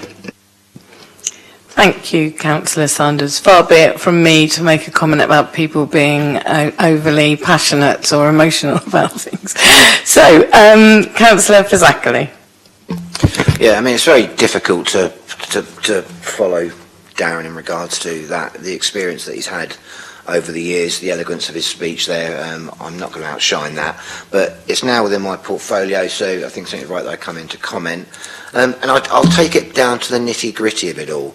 We sit here as a cabinet, Cal's here as a leader of the Labour group.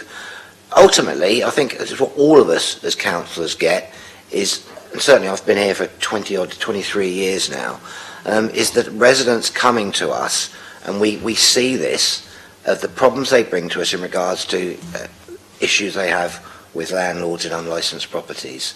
So that's where I'm coming from. The report can be disputed to some degree. The landlords have sought to say, well, the people that are responding to it, you know, a lot of them aren't actually HMO tenants, but the thing is, we see these residents, and without doubt, for me, within Nelson Ward, the majority of cases that I see are from unlicensed HMOs. So that's what we should bear in mind. The aim of the report, it says at the start, is to try and protect and safeguard our tenants, and that's what we should do.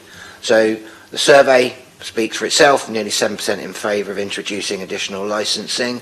It's not surprising that the Landlords Association have objected to this, equally unsurprising that they've threatened us with legal action. So be it, I think we're prepared for that, and we'll do what's necessary in regards to it. But I think underlining all this is all of our convictions, I hope, across all political groups, is the need, as I keep saying, to protect the residents, especially when you heard some of the horror stories that have come out over the years, I'm sure for all of us. To the officers, I think they presented a decent report. It makes justification and viability for introducing and operating additional licensing. And it's also interesting to note the local landlords seem to be out of sync in regards with the National Residents Landlords Association, as you'll find from, I think, highlighted point 5.2 in the report, where actually the National Residents Association say that all landlords and agents should be treated the same. But summing up, basically, I support this. Option B seems the most sensible, and let's bring it in, let's introduce it, and let's give some safeguard to residents. The only thing I would come back on, which I think was missed out by the officers at the beginning, I should have come in and said that, is the Local Landlords Association made reference to the reform bill that they say would take place, the Renters Reform Bill, and there'll be no need for any licensing in their opinion, which acts as a surprise, and as colleagues already commented on, that apparently their members are evicting people and closing down when they believe from this that they won't need to do that because the Renters Reform Bill is going to make this all irrelevant anyway. So perhaps somebody from housing could come back and just answer that last point. Out of sync, this is giving answer, but it's just a question from me. Thank you. So we have an understanding of the Renters Reform Bill, what will be included in that. We don't know exactly when it will be released, but we understand it will be, there's been indicated it will be before the end of the municipal year. It talks around the idea of the introduction of a landlord portal, and I assume that's what the local landlord association are referring to when they say that, but there's no reason to believe that that would replace licensing. If anything, what I've read around that is that it would complement licensing and actually enable us to identify more clearly those that were trying to evade the scheme. It is not a direct replacement for what licensing seeks to achieve. And I don't see that would be any reason to halt proceeding with this scheme if this is what you want to do at this point in time. Yeah, thank you. I mean, that clarifies what my interpretations of it were. Thank you. Thank you. Just before I go on to the decisions that we've got to make, I just want to also say thank you to Claire and her team for what is, I know how much work went into this report and the toing and froing back to Cabinet as well, so thank you. But also thank you to the other support mechanisms that are in place, which I think may talk to the worries about any properties in the private rented sector that aren't covered by this, that there are really robust mechanisms for actually supporting. We know that it's not easy out there. We know that all of us across the whole city are having issues with private rented sector properties, but there are other mechanisms there. So I just wanted to highlight that. The only other thing I wanted to say is that both of the two extreme arguments make real one-size-fits-all assumptions about landlords. Like, Lee paints a picture of his responsible, approach to being a landlord. I put myself in that case. I don't have property in this city. In the sense that my tenants come first because they are paying rent, and therefore I should honour that and give them the best home possible. So not all landlords are like that, but also equally not all landlords are going to chuck out people on the street, are going to pass on a couple of pence cost to buy thousands of pounds a month, etc. So I think that's why the pragmatism of actually moving forward with this is probably the sensible way. And the last thing I want to do, just to finish on a positive, is I actually do believe that I think we're all on the same page about what we want for people, and I don't think we should ever underestimate the importance of a home and the influence that has on outcomes. Obviously, I'm the Cabinet Member for Children, Families and Education. I know there's a direct correlation between poverty, but the state of some of the properties that some people live in and the impact that has on educational outcomes, but also the outcomes of adults who are trying to move forward with their lives as well. We know how important a home is, and it's really important that it is safe and that it is warm and it is and it's a comfort for people. So I think that's the end of the discussion about it. So let me try and get these decisions made. I think, Cabinet, the first decision we have to make is whether we, having had regard to all of the report and everything, that we want to move forward with decision. So the Cabinet have regard to all responses to the statutory consultation with matters and consider whether additional licence scheme for HMOs in the city should be introduced. Do we have, if we agree that we think it should, can I have a show of hands from Cabinet? So I think that's unanimous. In which case, I think the next decision is whether we go for option A or option B. Cabinet, does anyone think that we should go for option A, which is the 5-year licence term? No. So I'm assuming by my powers of deduction that you want a licence scheme, you don't want A, that you want B. Yes, show of hands for B? Okay. So if option B is preferred, which it is, we're approving the policy for landlord accreditation contained in Appendix 8. Yes. And instructing officers to present a further report to Cabinet before September 2023 with proposals to alter the mandatory HMO licensing model, fee structure and licence conditions to create consistency between mandatory and additional licensing of HMOs. Yes? Yes. And then 2 further decisions to make. The next one is that Cabinet approve the updated private sector housing enforcement policy in Appendix 3 and its implementation from the 1st of December. Yes. And finally, that we approve the updated private sector housing HMO space and amenity standards document contained in Appendix 4 and implementation for the 1st of December. Yes. Thank you very much for all those decisions. And thank you for your deputation, Cal, and thank you to Claire and the team for the report. The next item is Treasury Management Mid-Year Review 2022-2023. Over to Mr. Ward. Oh. Sorry, because no, this is nothing personal to Mr. Ward, but I do need to leave, so I'll have to leave at this juncture. Thank you. Bye-bye. Thank you, Chair. So the report before you is the Treasury Management Mid-Year Review. This is a noting report for you. We bring it to you because it's best practice for us to report on the Council's Treasury Management activities for the first half year. The report actually states that the Council has remained within its Treasury Management policy and all of its indicators that were set by full Council back in the 15th of March of this year.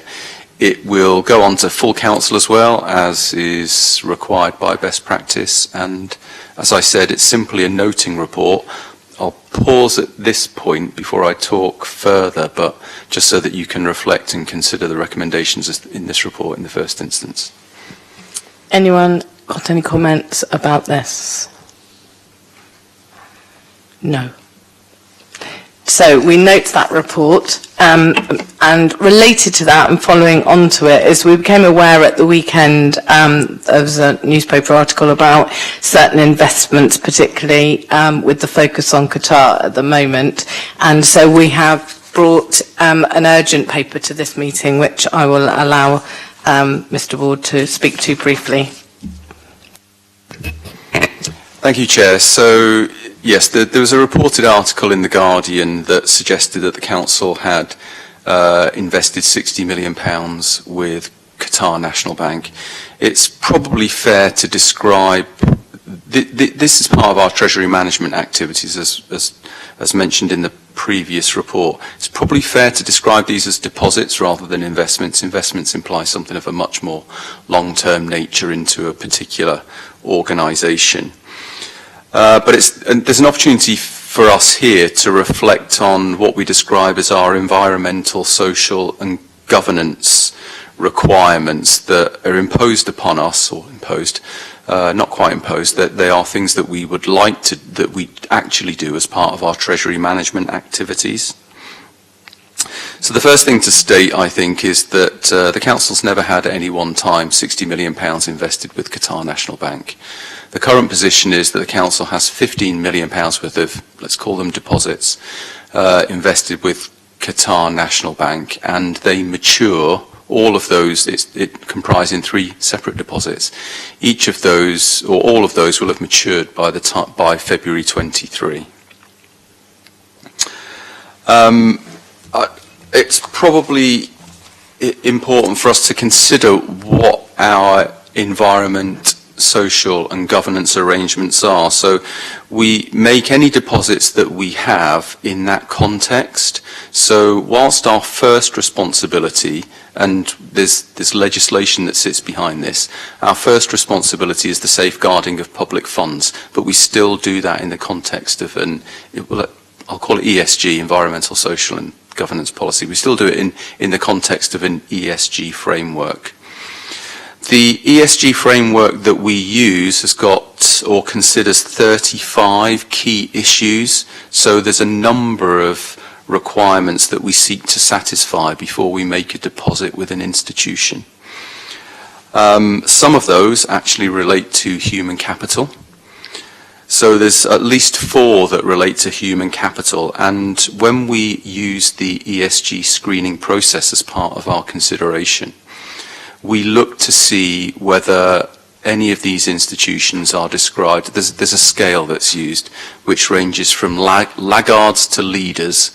The Qatar National Bank is rated as being above average, so it's not a laggard, and it's laggards that we exclude in any investments that we seek to make. In the instance of Qatar National Bank, the screening process is not sophisticated enough to identify that that particular institution is 50% state-owned, and then use that state ownership to affect a rating around human rights responsibilities. So I think it's important to recognise that any evaluation that's undertaken is undertaken on the institution. It's not undertaken on where that institution is domiciled. That said, we are quite at liberty to change our Treasury management process at any point. We don't need a resolution to do that. And we are now seeking to overlay onto that screening process a process that would identify any institutions that have either significant or influential control by the state, if that state has a particular poor human rights record, then we would avoid investments in that particular institution. And clearly, in this instance, once those investments mature, or deposits mature, and we have legal contracts with these, so we can't withdraw them early. Once they expire, there'll be no further investment into Qatar National Bank, or indeed any other state-controlled institution that has a poor human rights record. I hope that clarifies matters, but obviously happy to take any questions. Thank you, Chris. Councillor Hunt. Don't have any questions, Chair, but I have a comment. Yeah. Is that all right? Well, I'm glad we're going to get out of this, and thank you very much for explaining it all to us. I would have hoped that after the Emirates debacle, when I led the discussion or the debate to get the Emirates advertisement off the tower, for all the reasons that we all know right now, I would have hoped that the council would have sought to avoid places where migrant workers are so, and women and gay people are so badly abused. It's up to FIFA where it goes. I have no say over that. But certainly I have a say over what happens here with Portsmouth money. And I don't want to see Portsmouth money invested in places, things like that, whether it's deposits or whatever, for all the reasons that we all know about. So I very much welcome what's been described today, that we're going to get out of these places and have a jolly good look through where we have got money and reflect that in our decisions. I'm sure there's plenty of other places we can go to. And the green economy, for example, investing in the green economy has got to be a good thing. So that's about it, really, for me. I welcome the verbal report, and we've had to update us today. Thank you, Councillor Hunt. Councillor Stagg. Yes, I know very little about money, but so bear with me. If we go along with not investing or banking with, not just investing, but banking with countries which have got poor human rights record, that excludes a hell of a lot of countries in the world at the moment, I would think. So what would the impact of that be on our financial earnings? And I'm not asking the question because I want us to carry on investing if we earn more, but in case people turn around and say at some later stage, well, why aren't we doing this? And will we be in a state to say, well, we're not earning as much because?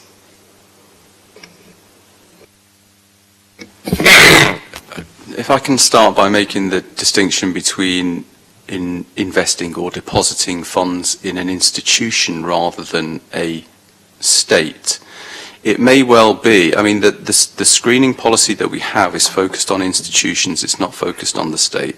So it may well be that there's an institution or organisation within a state with a poor human rights record, but the institution itself does not have a poor human rights record.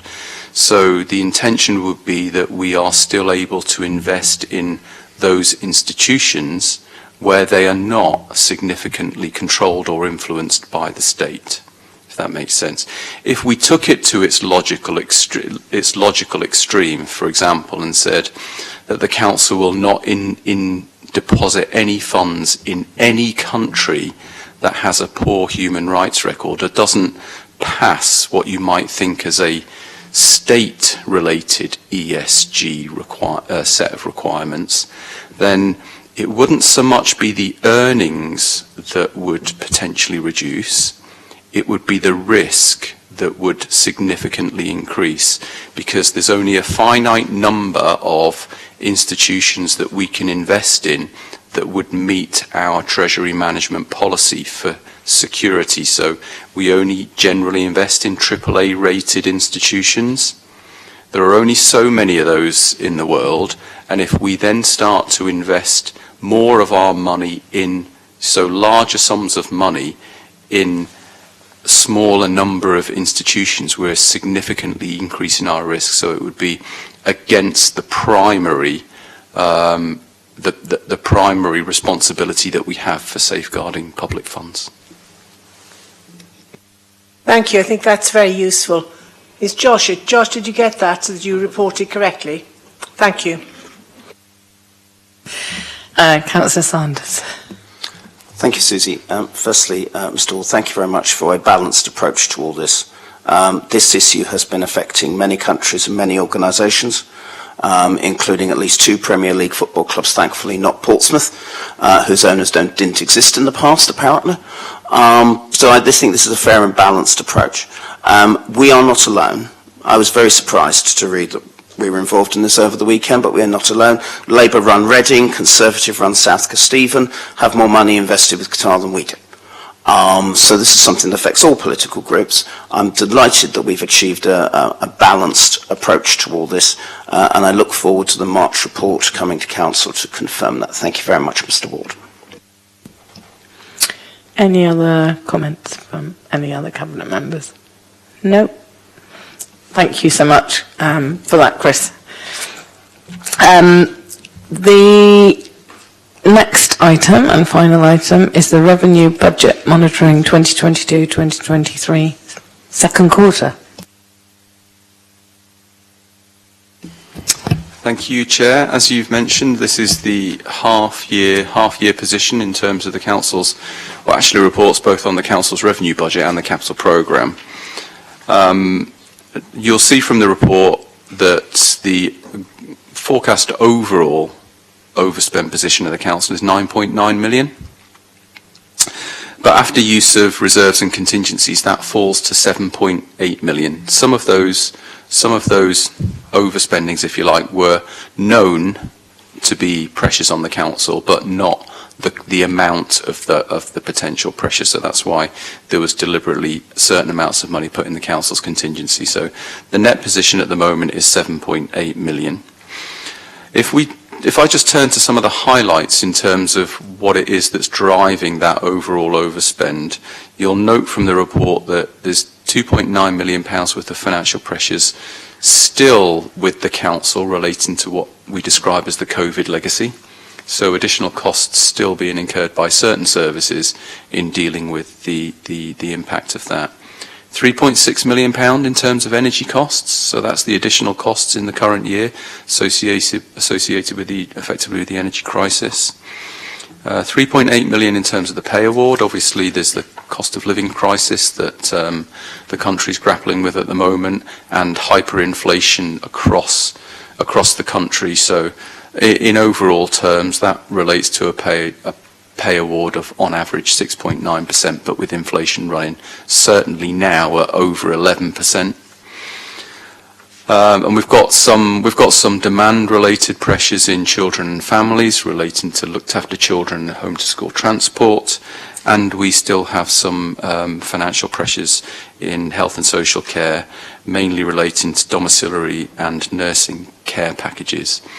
So they are the main drivers of the overspend. What you'll note from the report also is that the report says that the Council still retains sufficient funding within its overall contingency to be able to accommodate that 7.8 million if required by the time we get to the end of the year. So the overall budget is in balance, but we are being open in the way that we're reporting this about where all of the financial pressures on the Council actually are.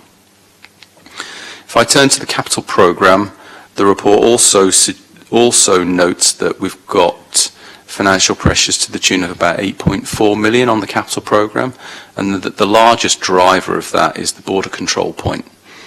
So you'll be aware that there's now a funding gap on the border control point as a consequence of the delay or eventual implementation of that facility.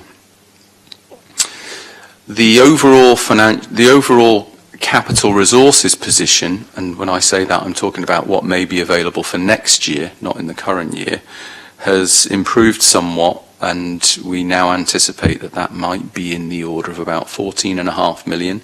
So if without any further action, for example, if we had no option but to use next year's resources to fund the current financial pressures, there'd be residual capital funding of just over £6 million for next year. That is still tight, or very tight, and I'd still advise the Cabinet to continue to plan to look through its existing capital programme and compare that with any emerging priorities that may come forward as part of next year's capital programme. But to do that as part of the overall budgeting exercise. That's all from me, Chair, but happy to take any questions. Thank you, Chris. Any comments from anyone? Councillor Hunt. Yeah, I mean, this money we continue spending on the border post, I think, what is it, 1 million or was it 2 million? I can't remember. It seems to change a bit. What is it, 1 million, 1.5 million, 2 million? There's two aspects to the border control point. There's the capital cost of funding it in the first place. The overall cost was somewhere in the order of 24 million, and the council was provided with funding from government and elsewhere of just around about 18 million pounds. Yeah. So there's a capital shortfall which the council will have to fund, and then the ongoing costs of at this stage of effectively keeping it mothballed are in the order of 200,000 a year.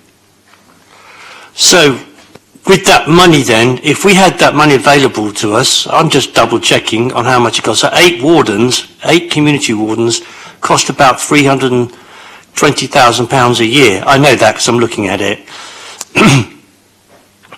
So we could effectively, if we wanted to, with this money that's being wasted on this blinking Brexit hangover, at least increase the amount of community wardens we've got in our city by half. So although our Conservative colleagues keep telling us we need more and more and more community wardens, and we agree with them, it's their darn stupid position, which means that we can't afford to do it because we're spending money not on community wardens, on more community wardens, probably something like another 8 or 9 or 10 even a year, but on an empty Brexit border post. I mean, how daft is that? But we've got a daft government, haven't we? There endeth the lesson. Thank you, Councillor Hunt. Yes, I was about to say that. Nice nuanced position there. Councillor Pitt. Thank you, Councillor Horton.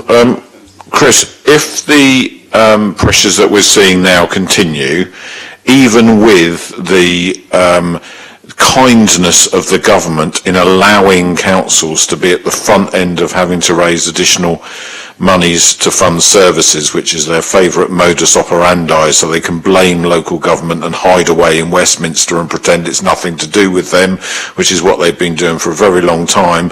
That amount of additional revenue that we've been told that we may be able to raise would still not plug the gap that we're left with as a result of both the border control post and the rise in energy costs and the rise in the wage settlement, would it? Nowhere near. Thank you, Josh. Anyone else want to make a comment about this? Thank you for the report. Thank you for answering the questions. Thank you for explaining it so clearly. And that brings us to the end of this agenda, which we got our money's worth today, didn't we? Thank you, everyone. Anna, we've finished. Thank you.